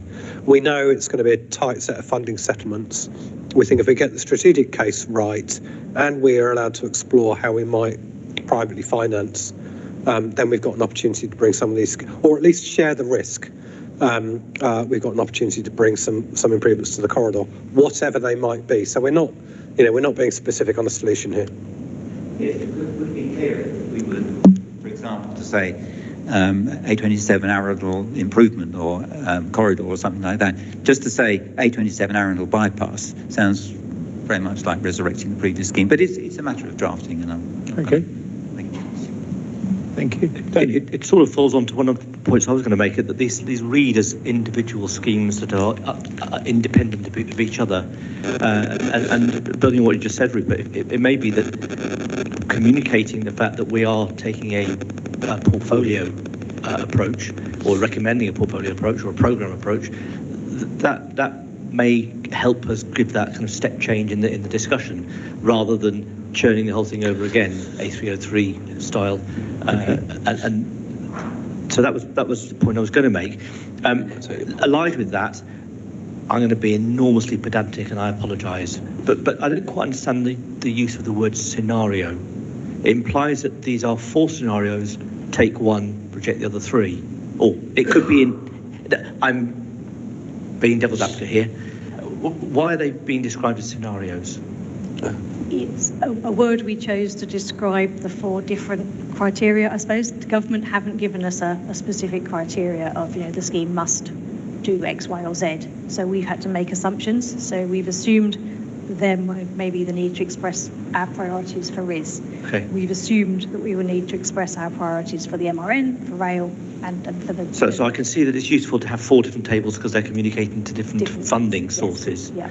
As far as we're concerned, though, we want to see things in the round. Yes. And again, I understand that there's no prioritisation within the lists because we don't want to have that kind of debate over, well, I'm going to have items 1 to 7. You can... the others are just there to kind of flesh it out. That's dangerous. But inevitably there's a question, well, what comes below this list? Is there a massive gap? And these are 10, 11, 12, 13 that sit as a kind of apart from all the others in terms of importance. And then is something on table 1 as important as table 3? As far as we're concerned in TFSE, we presumably have an idea of how they fit together and which ones are really the most fundamental to the economic growth of the region. It doesn't come through to me.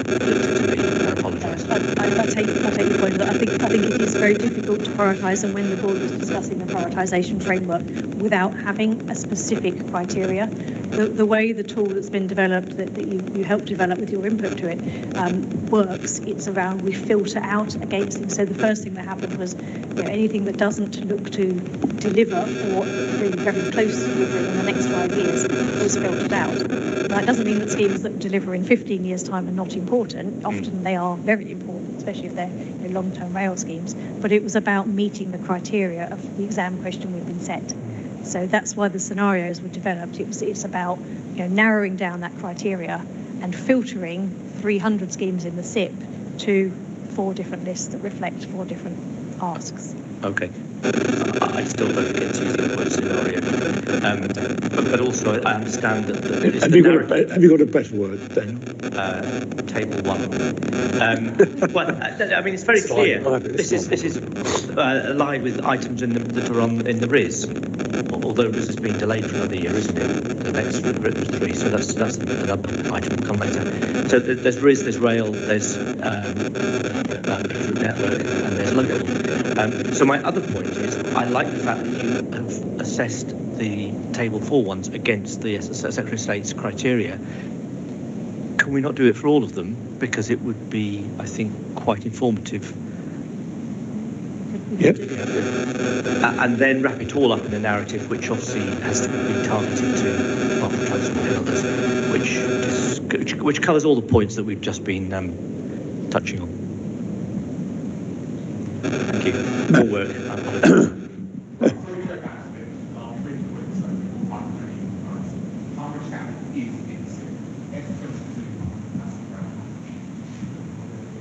S22. We're looking.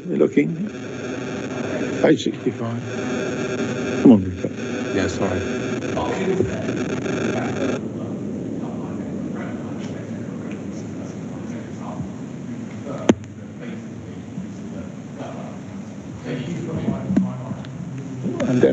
Yes, you're correct. Scatwick Kent Service Enhancements, it's pre-SOBC. And I'm not aware, has it moved on?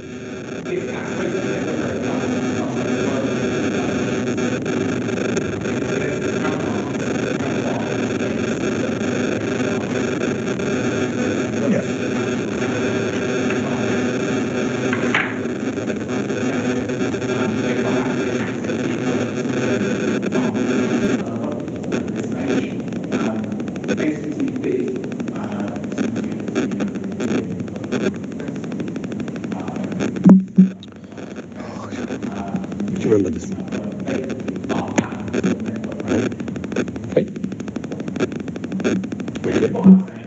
Yes.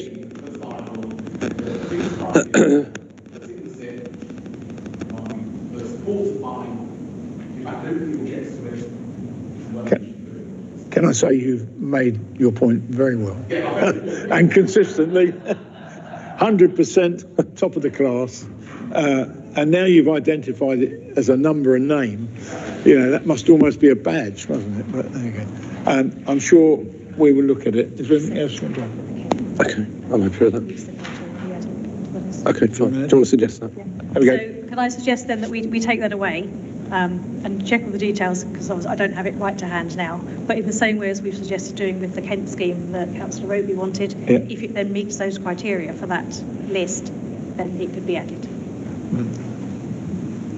I don't know what.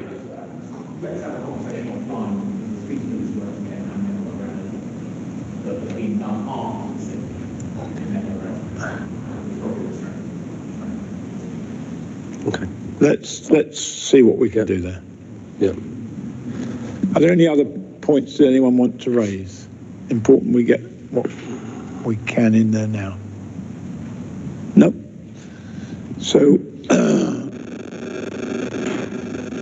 we are recommended to note the process as being followed to prepare the lists of priority schemes in the TFSE area for delivery in the short term, and agree the list of priorities shown in Appendix 1 to be submitted to the Department of Transport for their use in providing advice to ministers, and there are 2 additions that are being looked at. Are we happy to agree that? Thank you.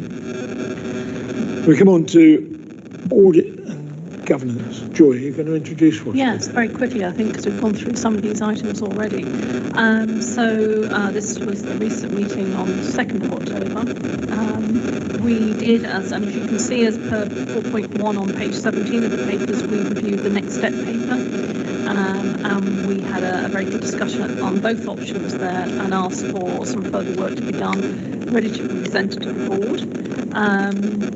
We did note at that time the importance of TFSE being aligned to the change in the devolution landscape and the need to communicate regularly with local authorities and others as this work progressed, so we picked up that item there.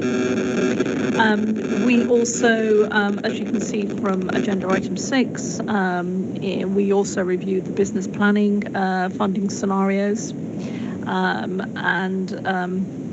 following some feedback to the senior officers and group, a small number of changes were proposed for the partnership board to consider, and they've been outlined. And we did endorse seeking local contributions for 25-26, that they remain frozen at the same level, and this was in recognition of the pressures the local authorities are facing. We also, if you look, we haven't got to it, but on agenda item 9, where we look at the finances, we were satisfied that the TFSE spend is in line with plans, noting a full breakdown presented to the board, which has been. We also reviewed the risk register. We requested one change for an increase in probability on the risks, which tracks the uncertainty around the lack of devolution in the southeast. And the risk register will next be presented to the board on the 27th of January 2025. And the recommendation is to note the discussions and actions arising at the meeting of the Audit and Governance Committee. Thank you. Comments or question? Thank you very much for a good report. Agenda item 9, which is the financial update. Keir, I think you're going to deal with it.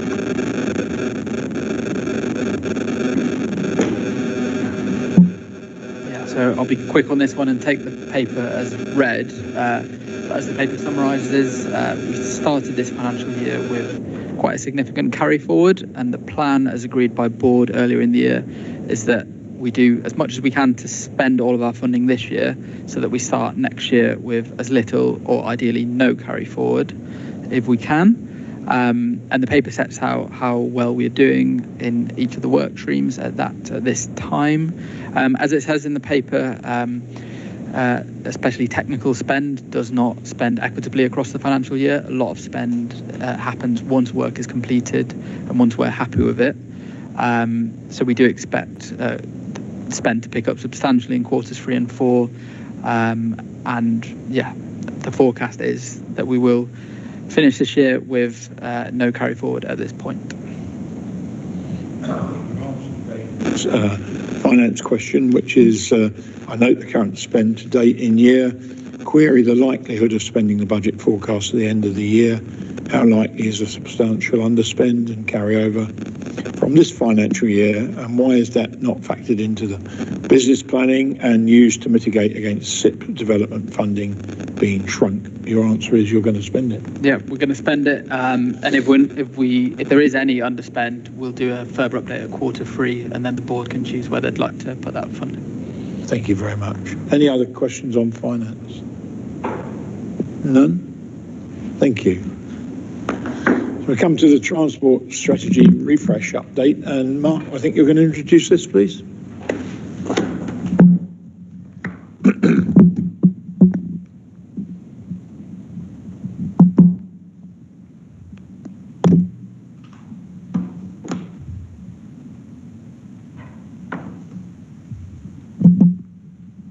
Good afternoon.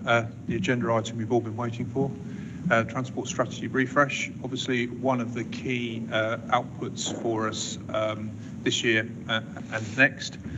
What I just want to do is talk through if you go on to the next.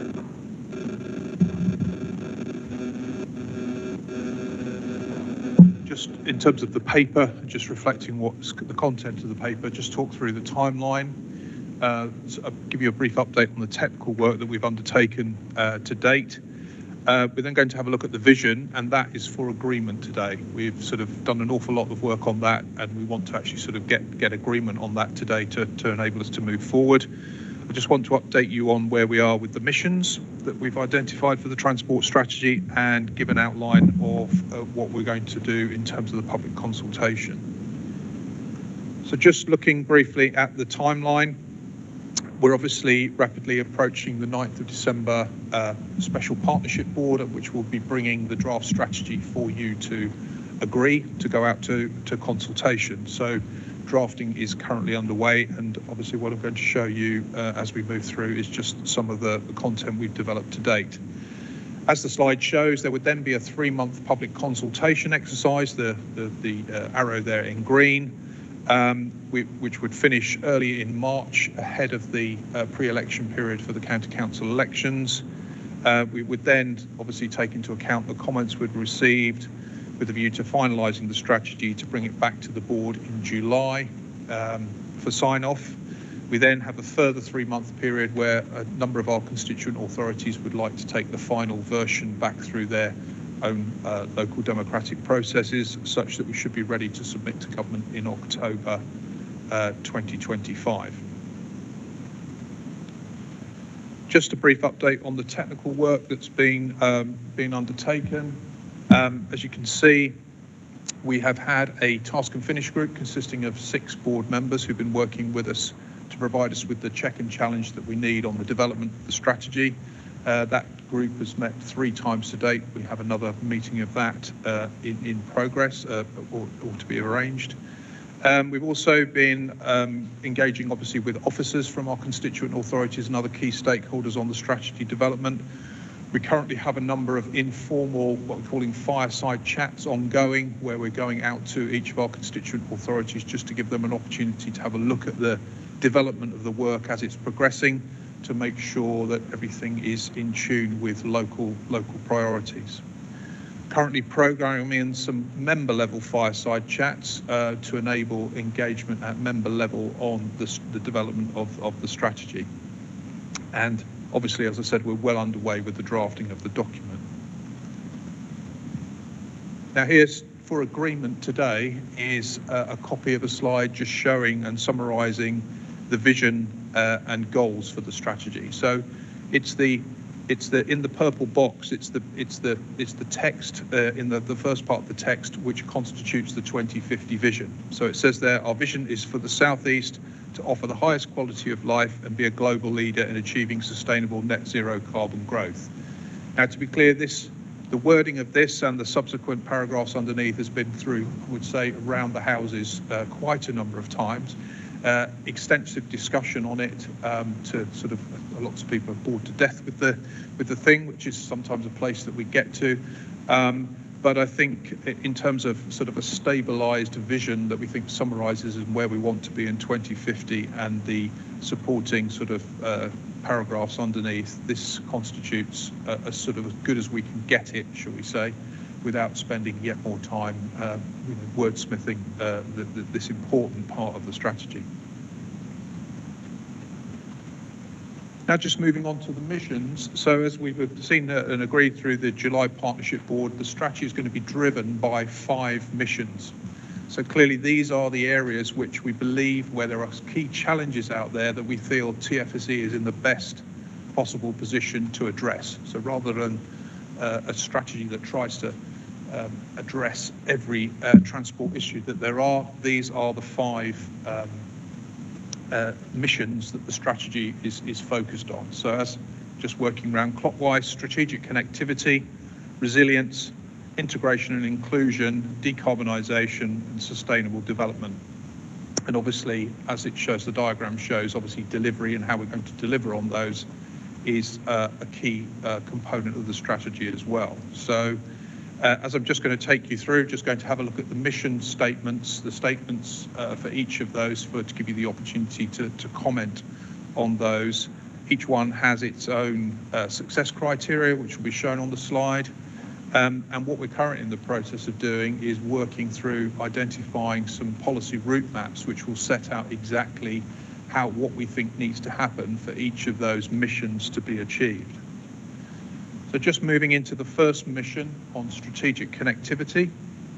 So as it says there, we will boost connectivity in the southeast by enhancing strategic regional corridors and ensure all communities can access high quality transport links and key services. And there's a couple of key success criteria mapped out there, the first one ensuring that journey times on our strategic corridors are comparable to those that currently serve London. And what this is obviously picking up on is that east-west connectivity issue that we've got. Good radial connectivity into London, east-west. The picture is not very good. Also, key success criteria is our key town cities and international gateways are as accessible by public transport as they are by car, and rail freight is as competitive as long distance road freight. So this idea that obviously the emphasis on modal shift. Just moving on to the next mission around resilience. So this is new territory, for saying it as it is, new territory for TFSE, but something where there's been a clear, shall we say, call from the floor to have this as one of our missions, given this is becoming an increasingly important issue for our local transport authorities. So as it says there, in terms of the mission, is we will safeguard the southeast connectivity and work to maintain and enhance the reliability and resilience of our transport system for future generations. Now, obviously, we appreciate that resilience has a number of dimensions. It means potholes, but it also means having good quality diversion routes within the southeast, that if there's an issue on one part of the network, you've also got the resilience to enable people to still make those journeys that they want to make by using another corridor. So there's a multi sort of resilience sounds kind of straightforward, but actually there's a number of dimensions to it, and further work is going to be needed from a TFSE perspective to work out how we can best deliver on this mission. And, we'll be working with local transport authorities to sort of map our way through that. Just moving on to inclusion and integration. We will create an inclusive and integrated transport network in the southeast that offers affordable, safe, seamless and door-to-door connectivity for all users. What we've obviously highlighted is that within the southeast there is, particularly around our coastal strip, significant areas where there is risk of transport-related social exclusion. So obviously one of the key missions for the strategy is to make sure that everybody benefits from the investment that we're proposing.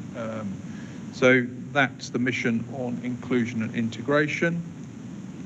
Decarbonisation, obviously a key challenge for the transport system. It was a major feature of our previous transport strategy and would continue obviously through this mission to be a major piece for us. Obviously, where this mission, as it says at the beginning, we will lead the southeast to a net zero future by 2050 by accelerating the shift to zero emission travel, incentivising sustainable travel choices and embracing new technologies to reduce emissions and combat climate change. So very much continuing on with the work that we've already been undertaking in that area. And then lastly, the 5th mission on sustainable development. And here very much the challenge is making sure that the transport system is ready for the new development that is proposed within our geography. Obviously, we've heard very much the government committed to new housing targets and housing growth within the southeast. And obviously, one of the key elements of that is making sure that the transport system is prepared to service the needs of development.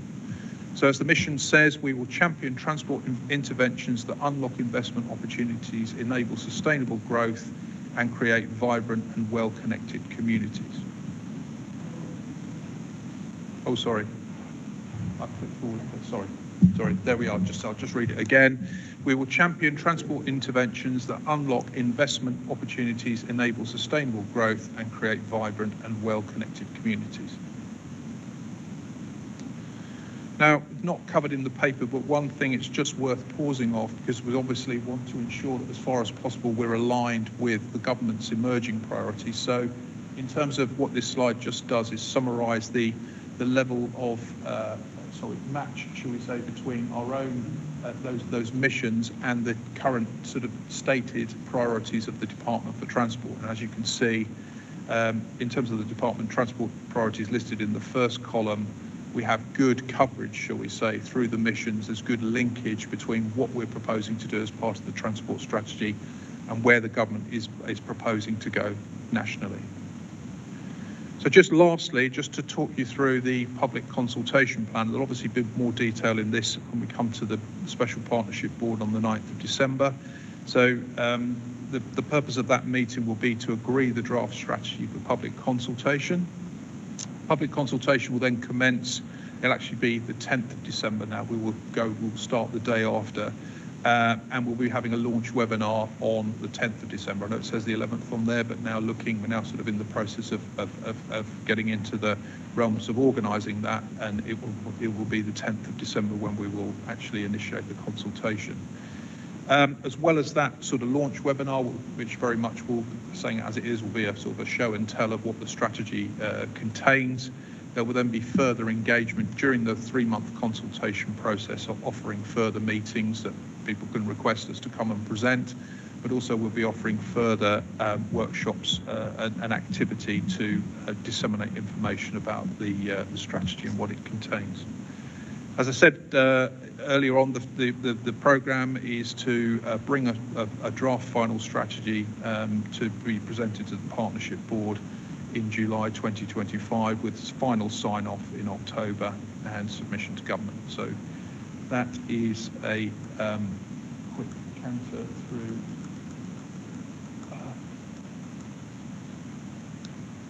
And there are the recommendations as which are to comment on the progress of the technical work, agree the wording of the vision, comment on the wording of the missions, and comment on the process for developing the policy route maps and the draft plans for consultation. Thank you, Mark. From your start and finish groups, is there anything you want to add before we go out? I just want to say thank you. I'm probably the only one here who's been on it. I'm certainly the only one who's been on it every time. I've been very impressed with the structure of the workshops and the information presented and the style of engagement. And I have to say, the engagement has been extremely robust. See the smile from Mark's perspective. And I suppose, yes, I've seen the vision so many times, and I don't think we'll ever agree on it. Thank you. Any other comments or questions? Simon? Oh my God. Wasn't that bad, was it? Yeah, thanks very much. Yeah, thank you very much for this report. It's fascinating. I was, again, coming late to it, so I appreciate that I might be raising issues. A couple of things. One is in relation to the on the resilience one, just showing down the second of the missions. It doesn't mention about comms in there. And I just wonder, because often with resilience, it's warning people what's happening, if it's coming, if it's happened, where it's happened, all that information sharing to avoid the queue of traffic that then forms, rather than having an alternative route place. So I just wondered in resilience whether there's some mention of comms sleep. I'm not suggesting we should, but it's a thought. And the other issue in that respect is sort of a wider issue, is about measurable outcomes on all of these statements, because obviously it's something I'm sure you've thought through, and I'm just sort of asking a question because I'm new to this. The kind of data that's being collected and how you rely on, I mean, the data's not going to come from here, it's going to come from other people giving you the data, and how you ensure that you get them to give you the data. All that issue that goes behind each of these statements, it's kind of fundamental. So how are you measuring the outcomes and what's being measured? And just one little thing, and I'm not suggesting we change it because it's in the main mission, is the use of being a global leader. I've never known how we measure whether we can be a global leader or not. It comes in a lot of things, but I'm just curious as to know how we would measure that. Thank you. Which Yeah, on the communications aspect of resilience, what we don't, I think, as TFSE, what we don't want to do is sort of replicate sort of the operational mechanisms that will have to develop over time to make people more aware of.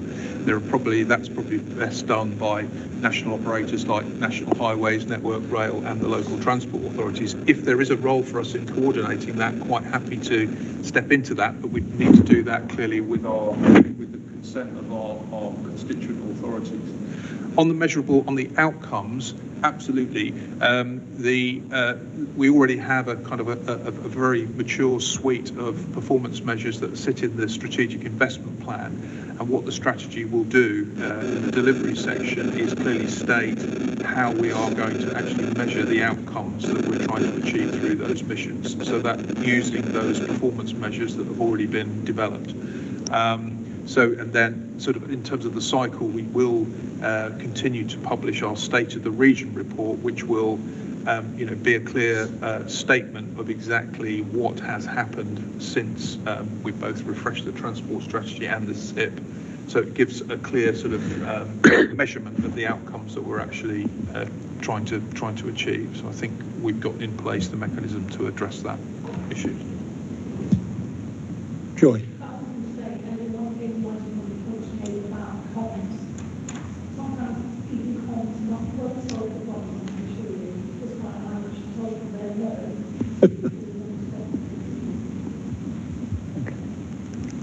Any other questions or comments?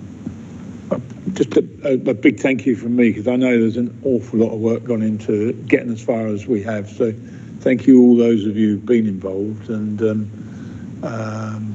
we are nearing the completion of this project. So well done. So if there's no other point, I think we've done the commenting. So are we going to agree the wording of the vision statement for the strategy? Nobody's saying no, so that must be a yes. Thank you very much. And again, thank you very much for all the work that's gone into it. Agenda item 11, which is the Regional Active Travel Strategy and Action Plan for Development. Mark, I think that's you again. Yes. So the Regional Active Travel Strategy is appended to the report in Appendix 1. Presenting that to you today for agreement. So just going to run over just quickly some of the content and how we've gone about developing this.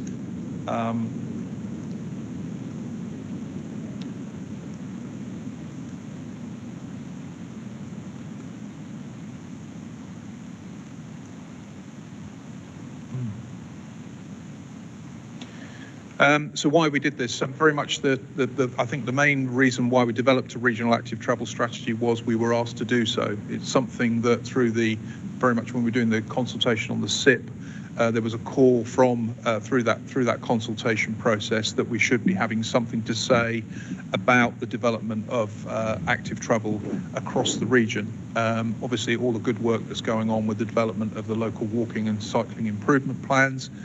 But the issue and the challenge here that some of that work doesn't necessarily join up, and what the public needs is a sort of a comprehensive network that will ensure they can get to A to B. So something that we've obviously through the development of this regional active travel strategy sought to achieve as to what value can Transport for the South East add in this particular area. Gone through a process which is summarised on the slide there, kind of quite a sort of a standard process for developing a strategy. The thing to emphasise, I think, from this is very intensive stakeholder engagement. We've had a steering group that has worked to help us steer the development of the strategy, consisting of representatives from national operators, but also importantly our constituent authorities, in terms of making sure that what we're doing is complementary to the work that is going on at the local level. And this slide just summarises the work that's gone on in terms of the steering group, but also some focus group work. Also been issuing quarterly newsletters and providing updates into standard meetings. This slide just summarises the aims and objectives of the regional active travel strategy.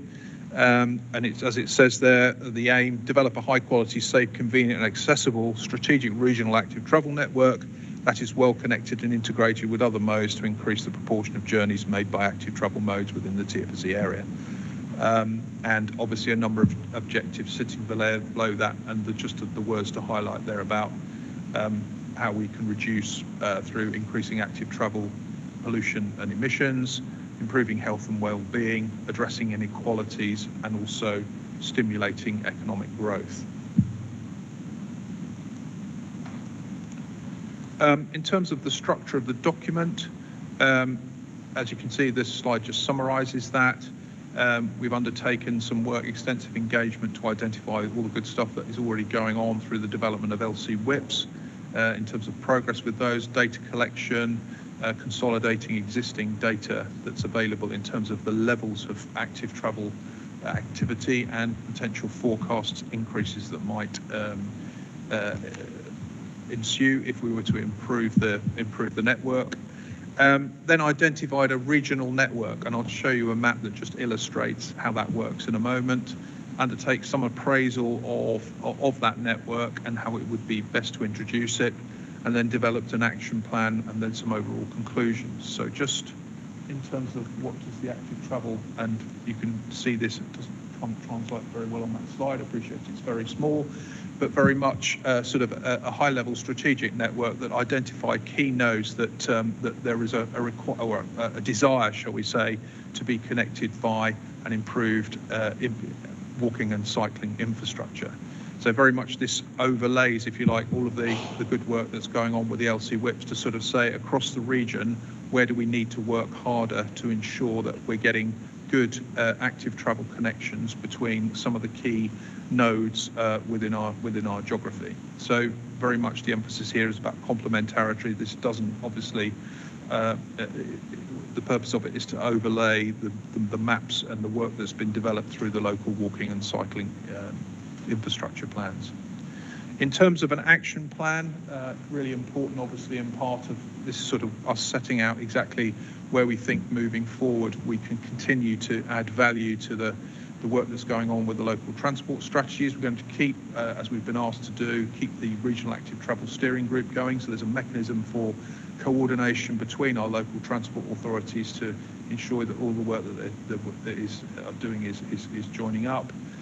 Having a look at the whole funding challenge, continuing to provide advice and information through the Centre of Excellence about upcoming funding and how we can work together collectively across the region to maximise the South East share of any future funding settlements that come forward. Assisting with the development of local plans and strategies where that's helpful in terms of making sure that we get that join up, particularly across boundaries, to make sure that we're getting a comprehensive offer coming into the travelling public. And just moving on, network delivery, sort of helping where it's appropriate with feasibility and development work. Integration, working with bus and rail operators to ensure that we get that good coordination and integration between active travel modes and other public transport services through the Centre of Excellence, knowledge sharing, and an area which we've identified where there is a lot more work needed around data and evidence. There isn't really good, we need to improve the quality of the data and the information that's available on active travel use across the geography, because we found that area needs further work. So that's just a quick canter through the Regional Active Travel Strategy and Action Plan. And I think the recommendation is for the board to agree the Regional Active Travel Strategy and Action Plan.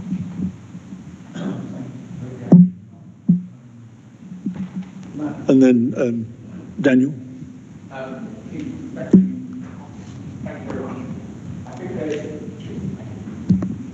Look, I think there's absolutely merit in the idea of having a regional active travel strategy, and I think what's been presented is really good from that perspective. What concerns me is some of the detail coming from the perspective, and obviously I'm here to represent district and borough councils, of a local planning authority, because what we've done in our borough, but I know others have done, is we've linked our active travel strategy to our local plan, so that we can take into account both existing developments and future developments.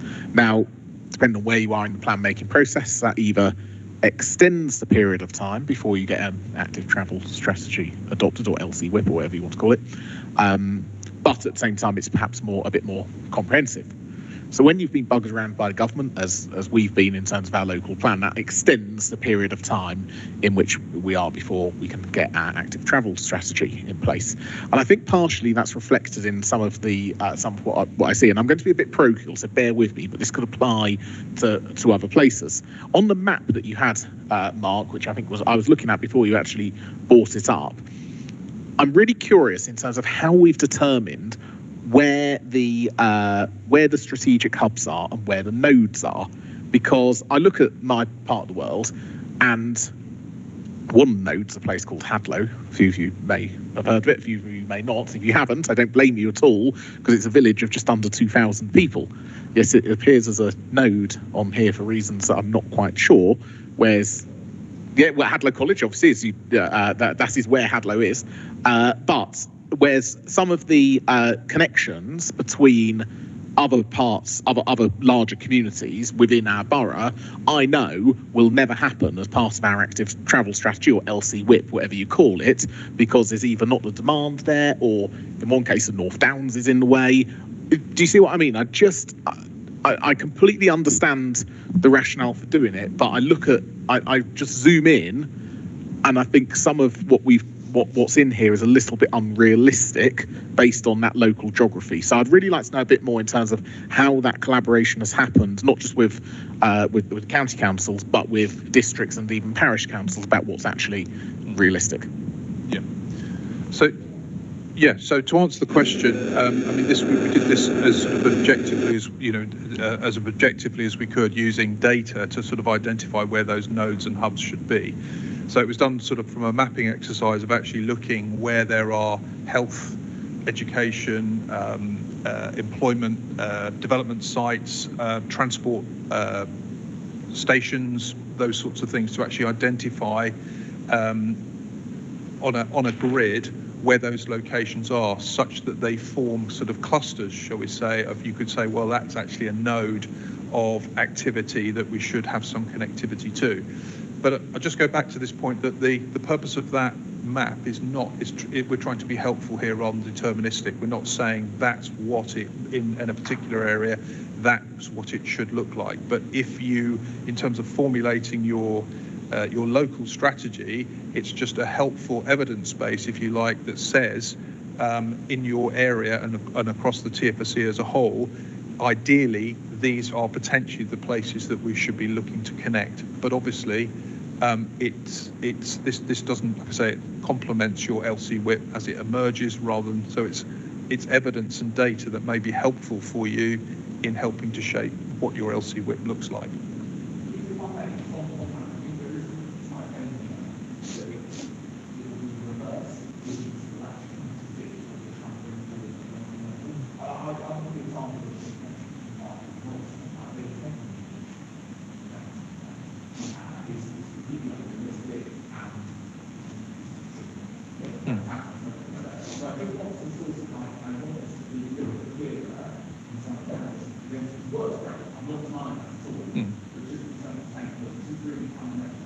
Yes, yes. Yeah.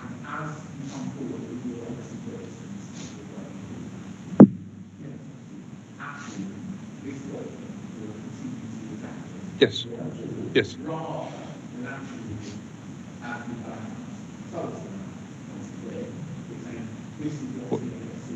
Yeah. Yeah. I don't think that's what it meant to say, but I understand what it was saying. I agree. It needs to reinforce rather than appear to distract when it shouldn't be. Another gap, again, being parochial, in the absence of anyone from the Isle of Wight here, officially from the Isle of Wight, I am unofficially a resident. Why is there no connection across the water? Because although they are boats, they do carry pedestrians or walkers and cyclists. There is a fundamental issue around the ferries to the Isle of Wight anyway, as we know, in terms of their cost per mile, which is all going all the way up to Secretary of State at the moment. But I think that as far as the active travel plan is concerned, they are strategic elements of this whole network. So if they could be reflected as such, that would be grand. Got that, man? Yep, noted. I come to Simon, then Tim. Oh, sorry, it should have been Tim, then Simon, because I'd just like to get a bit of exercise for. Yeah, thanks very much. Thank you very much for this. Really, really fascinating. Just want to pick up the points you're making there about mix between active travel and LC WIP. I think there's a distinction there. One of the things that we're about to publish, so you can put as a dot on your map at some point in the next few months. But the what we've done is we've got the LC WIP done, consultations done, all the analysis and costings are going in now. But that's part of a bigger picture, which we're calling active travel. We've got an active travel group set up, which includes the bus companies. This cross-party group and one or two other organisations are represented in that group who meet every few months and talk through. And linked to that, we've got our Healthy Streets programme, school streets and stuff like that. We've got other programmes around, and we've got our bus services linked into that as well. So active travel for us is a wider pitch than just LC WIP, which then can present encouraging people to walk to the nearest bus stop. Absolutely. Rather than jumping in their car outside their house is part of the agenda that we're trying to introduce. There is that, so the active what we're doing.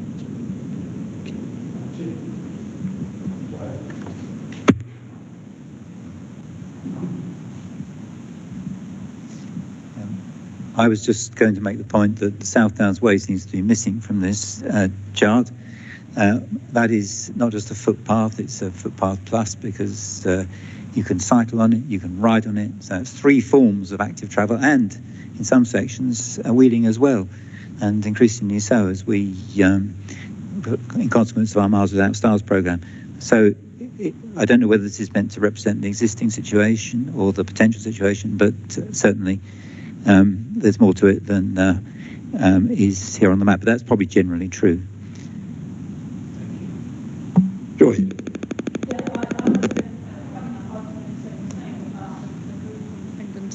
Funnily enough. What about the South Downs Way? And there's obviously some other links, as major links as well. I was going to start right on the first page and actually ask, why are all the pictures of people cycling? On the cover. Yeah. Because everyone's cycling where it cycles. There's no one actually walking, is there? And I thought it was walking and cycling these days. Because 85% of us do the walk rather than 15% who cycle, who seem to have the most vocal voice. Get rid of them. Yeah, having stared it in the face, that's an absolute yes. We can do something to address that. I'm sure we can adjust the. We'll put 15%. I suppose that sort of links then very much into the sort of another question I was going to ask, which was again about the map, because I suppose living sort of next to the South Downs, but in rural, semi-rural type areas, and also having coastal strips, I suppose what I'm seeing in here is a number of them are leisure routes. And some of them are actually what I call a mix of leisure stroke non-leisure, used for travelling to work, going to school, etc., etc. And people will look at this and it will look so busy, they won't actually understand the difference between the two. And there has to be a difference between the two, because I cannot imagine more than one or two people ever getting on a cycle route from Midhurst in the South Downs and travelling down to Chichester. I do know one person, they get an electric bike because they're making a point of it, but that's it. I'm just trying to imagine the numbers of people who'll be doing some of this travelling, because it will be fairly small fry compared to the expense of it. And we can see that already on some of the new roads or extensions of new roads that we put in play. And I can think of one in my own patch, the A2300 between the A23 and Burgess Hill.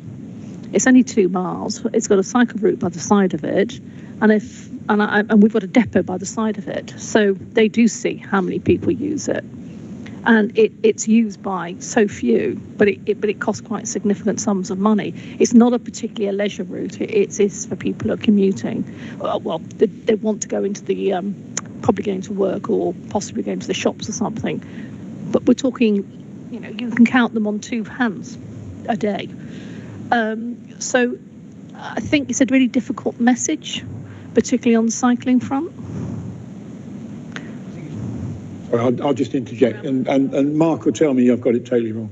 I mean, I think at local level it is, but I think actually as far as a strategy across the whole area goes, it's a much simpler message to send, because actually how is really down to the transport authorities, and the why and what is down to us. That's how I see it, but I may be wrong. But I suppose what I'm looking at here in my own county, and I can see the logic for some of it, especially in the urban areas, but in the rural areas, I just think there's going to be a really false expectation. Do you want to go with it, Mark? Yeah, as a suggestion, I obviously hear some comments coming from about the specifics of the map. As a suggestion, what I think we probably need to do is just to come out again. We'd obviously have put this map in front of the steering group and had quite a lot of check and challenge on it, but it does sound as though from the comments that have come today that we just need to make sure that everybody is comfortable with what is being shown on the map, and it's clearly it meets local aspirations. So I think that's a stage that we probably need to, before we finalise the strategy, just come out and check in with officers that this is what they're happy with. Is that as a suggestion? Are we happy to? I think sometimes the ambitions of the officers might be very different to the ambitions of reality. Yeah. So shall I refine that to often come out to officers who, if they wish to have a conversation with their lead members, with their lead members about the map, just to make sure that everything is as it should be. Are we happy with that? Okay. With that exception, then we will agree that the rest of the strategy. Are we happy to do that? Yep. Thank you very much. 12 is response to consultation, and Rupert, you're going to introduce this, please? Yeah, thank you. So there's 2 responses to consultations here. One is in relation to the Kent 5th Local Transport Plan, and the second is in relation to the National Planning Policy Framework Review. Just 2 points to bring out on the response to the Kent LTP. Broadly, I should say that it aligns well with our own transport strategy. I think it would be strengthened by making reference to accessibility and integration, and that then puts a bit of a sort of line of sight between the 5 strategic priorities from the DFT, from government, through to our 2050 vision, and then into the Kent LTP, and just reflecting on the conversation Keith and I had with Kent and Keith.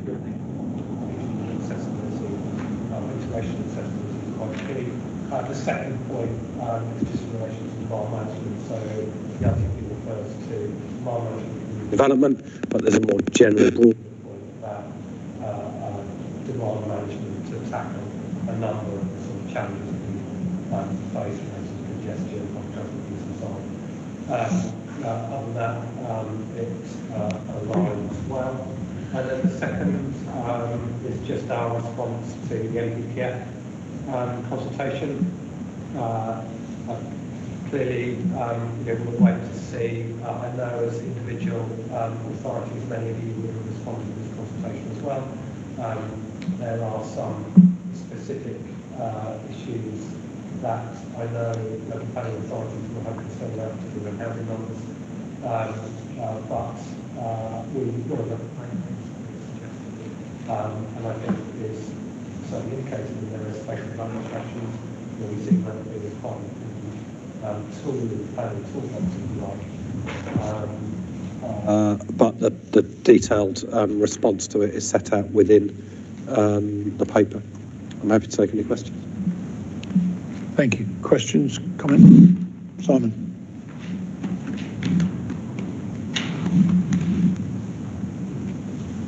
Yeah, thanks very much. Thank you very much for just wanted to pick up one point in paragraph 2.3 of the main report, page 135.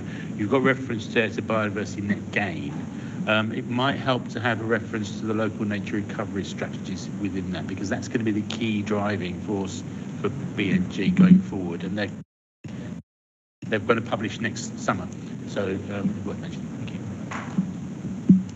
Okay, Joy.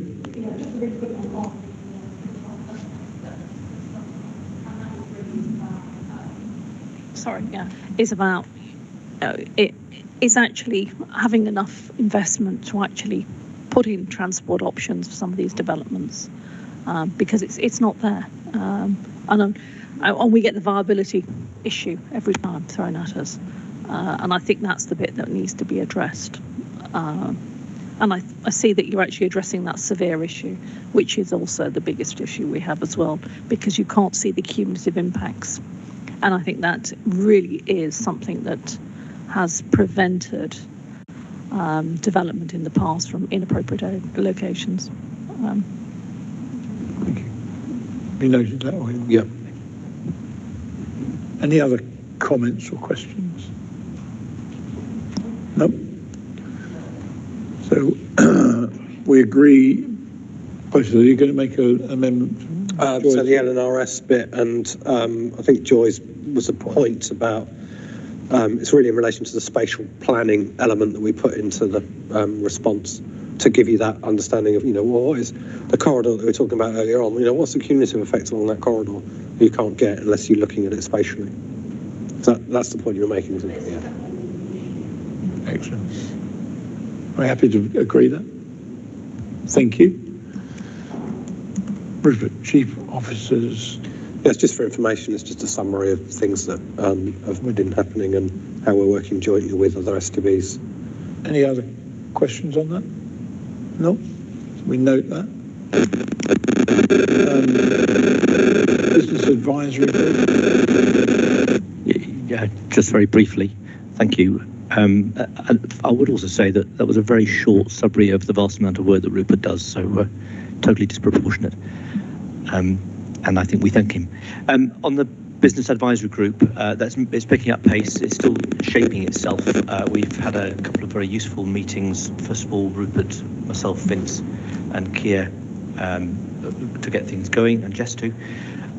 We've also had our first formal meeting with representatives of the economic growth champions and chambers of commerce, those types. And at that meeting, it was agreed that we need to maintain the momentum we've started to build up and not wait till January before we meet again, but we're meeting next in a couple of weeks, in fact. And just as a quick note there, acceptance to that meeting from at least a dozen people predominantly have come through. There are one or two that we're waiting for. East and West Sussex Economic Boards, if there's any nudging that can be done there, that would be grand. Yes, the idea of these current meetings is that we're really honing the terms of reference, which are aimed at helping us achieve the objectives of this group, which are to make sure that we can speak with one business voice to government on the transport priorities for the South East, and make sure that we're complementing, not duplicating, as with everything in TFSE, complementing what goes on in those growth organisations and governance bodies in central government and across the region. So it's turning into something very valuable. We'll have more to say after the next meeting in a couple of weeks' time. Thank you. And questions? I mean, to get the voice of business is quite essential for us. So it's quite a challenging task because the key thing is to get the full range of potential stakeholders in business. Thank you. No other, so we'll note that. Thank you. Advisory panel and transport forum. Kia, you're going to give us an update, please. Yeah, so very briefly, so the advisory panel recently met, as it always does before partnership board. Sadly, the chair of the advisory panel, Jeff French, wasn't able to make it. He's on leave. But we had a really good discussion, and a lot of it was centred around, so just for anyone that doesn't know, the transport, our advisory panel brings together a representative of each of our thematic groups, including the business advisory group that Daniel was just talking about. And the discussion really centred around all the stakeholders on that group are still trying to get a sense of where government is at, and hopefully the budget is going to be quite instructive in that imminently. And the real message there was that as Transport for the South East, we need to advocate for as much funding for our region as possible. So I think that's the message that Jeff will have brought back. I would just quickly say as well, so we had our digital forum recently, which was focused on how to get more women and other ethnic minorities, people excluded from the sector, into transport, which was a really good discussion. We're going to build on that with an in-person forum meeting coming up in November in Southampton. So hopefully the stakeholders are able to make that. It'll focus on that issue, but also building on the transport strategy refresh and potentially a bit about the next steps for TFSE as well. So it should be quite a good day. Comments? Anything to add? No. It'll be all right. We'll be all right. Thank you, and thank you very much for the update. Yeah. Oh, sorry, Joy.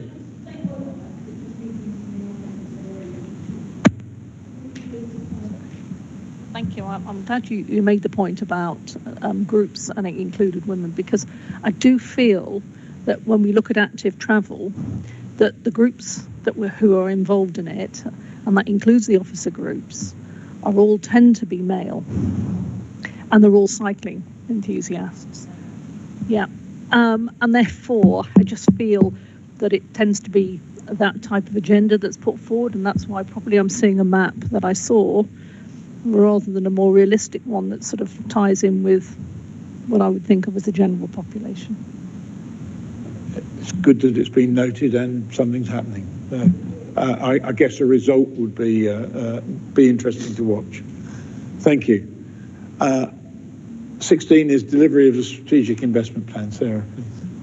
Thanks, Chair. I'm not proposing to run through the report. I think the information's in there, take it as read, but I'm obviously quite happy to answer any questions. Questions for Sarah? Thank you very much. So again, we are noting that technical programme. Mark?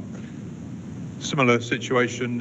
Happy to take the report as read unless anybody has any questions about any of the aspects of the technical programme listed in the agenda that they want to ask any questions about. Any questions or comments for Mark? None?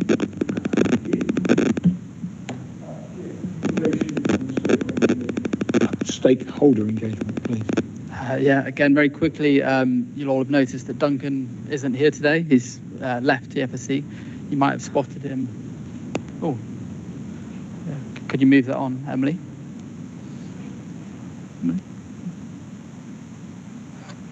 Thanks. Well noted, Jeff. I was going to say you might have spotted Duncan on Sky News. He's gone back into journalism. But anyway, that's by the by. So we have recently concluded a competition for the new Communications and Engagement Manager. So we're hopeful that they'll be able to start imminently, because it is a really important time for our communications and stakeholder work, especially in terms of meeting with MPs. We've had quite a few of them in, and I think the Chair and Rupert had some in this morning. But we've got a lot of MPs to hit, so a really big programme of work going forward on that. Also, to flag, our TFSE website has recently been updated, and we're hopeful that will either be live today or at least by the end of this week.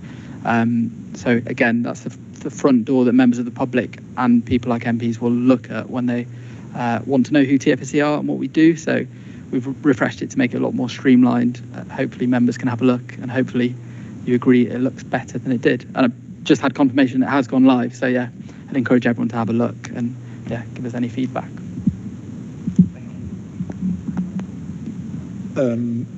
We continue to meet on regularly with MPs, and as we've got so many new ones in the TFSE region, it'll take a while, but we'll continue to try and build that relationship. Any questions or comments? Thank you, Keir.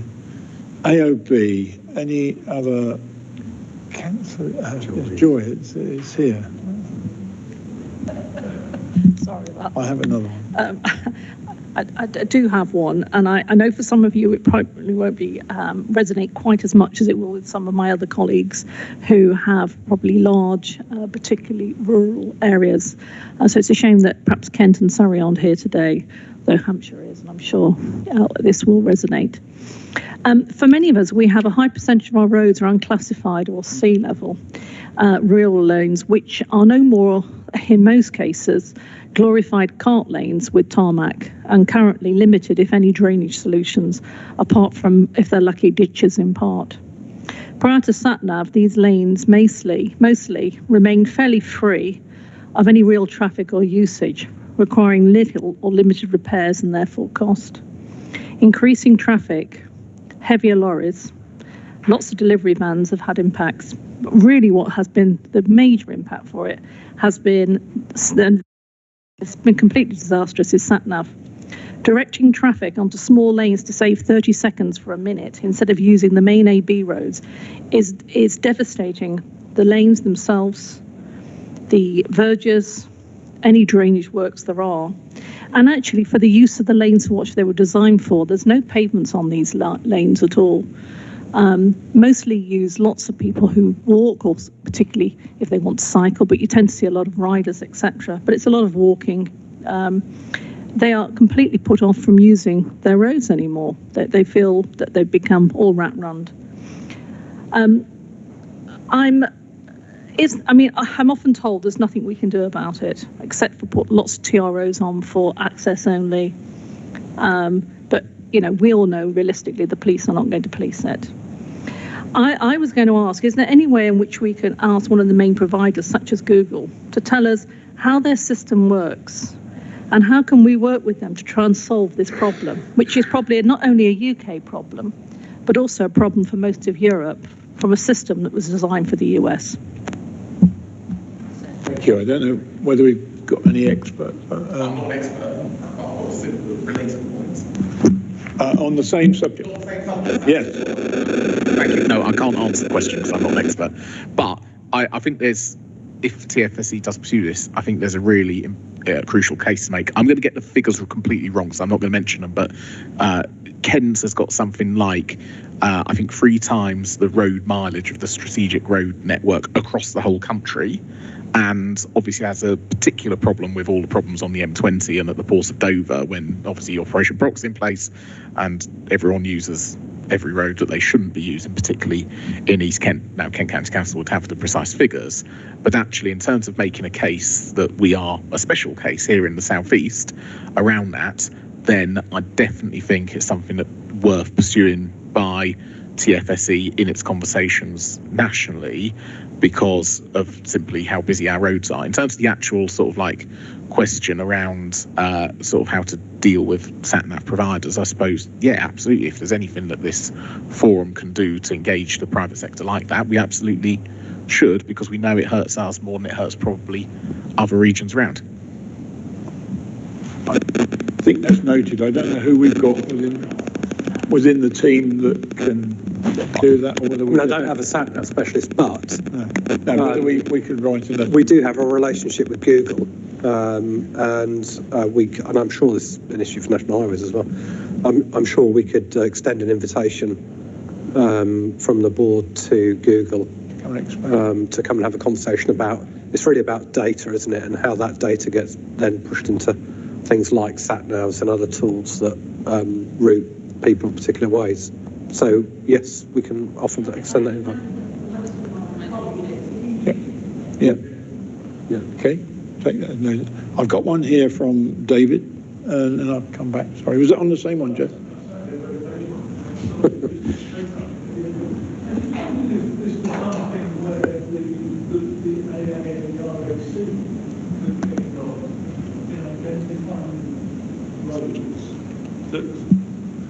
Identifying roads that aren't suitable for use by, especially for large lorries, but also for vans and everything. So I just wonder how you just get hold of this problem without some help from other people. So unless there's a TRO or an environmental constraint, even an unclassified road, a lorry can use if it's delivering, and that's part of the problem. We're all incumbent on white goods being delivered, and it has an impact on the unclassified network. Local transport authorities know which unclassified roads are suitable or unsuitable. I think the issue is, trying to educate the sat-nav industry, if you like, to say, look, we recognise your sat-nav might take you down that unclassified road. You're going to get stuck. There's a better, A or B road routing, and it's how you influence that.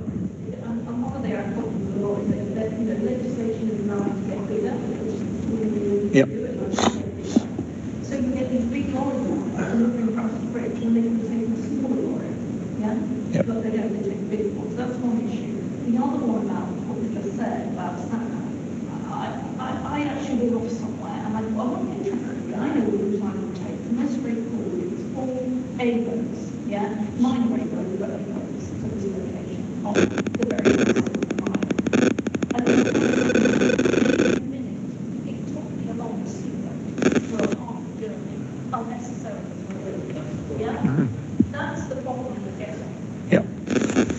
Let's see what we can do. We can build on our relationship and get an answer to that.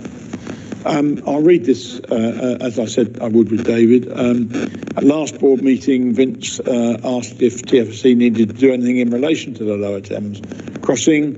At that time, a decision was expected to be taken by the Secretary of State on the 4th of October. As we know, that has now been deferred. This says, from the 20th of June, due to the general election. The decision has now been further deferred until the 23rd of May.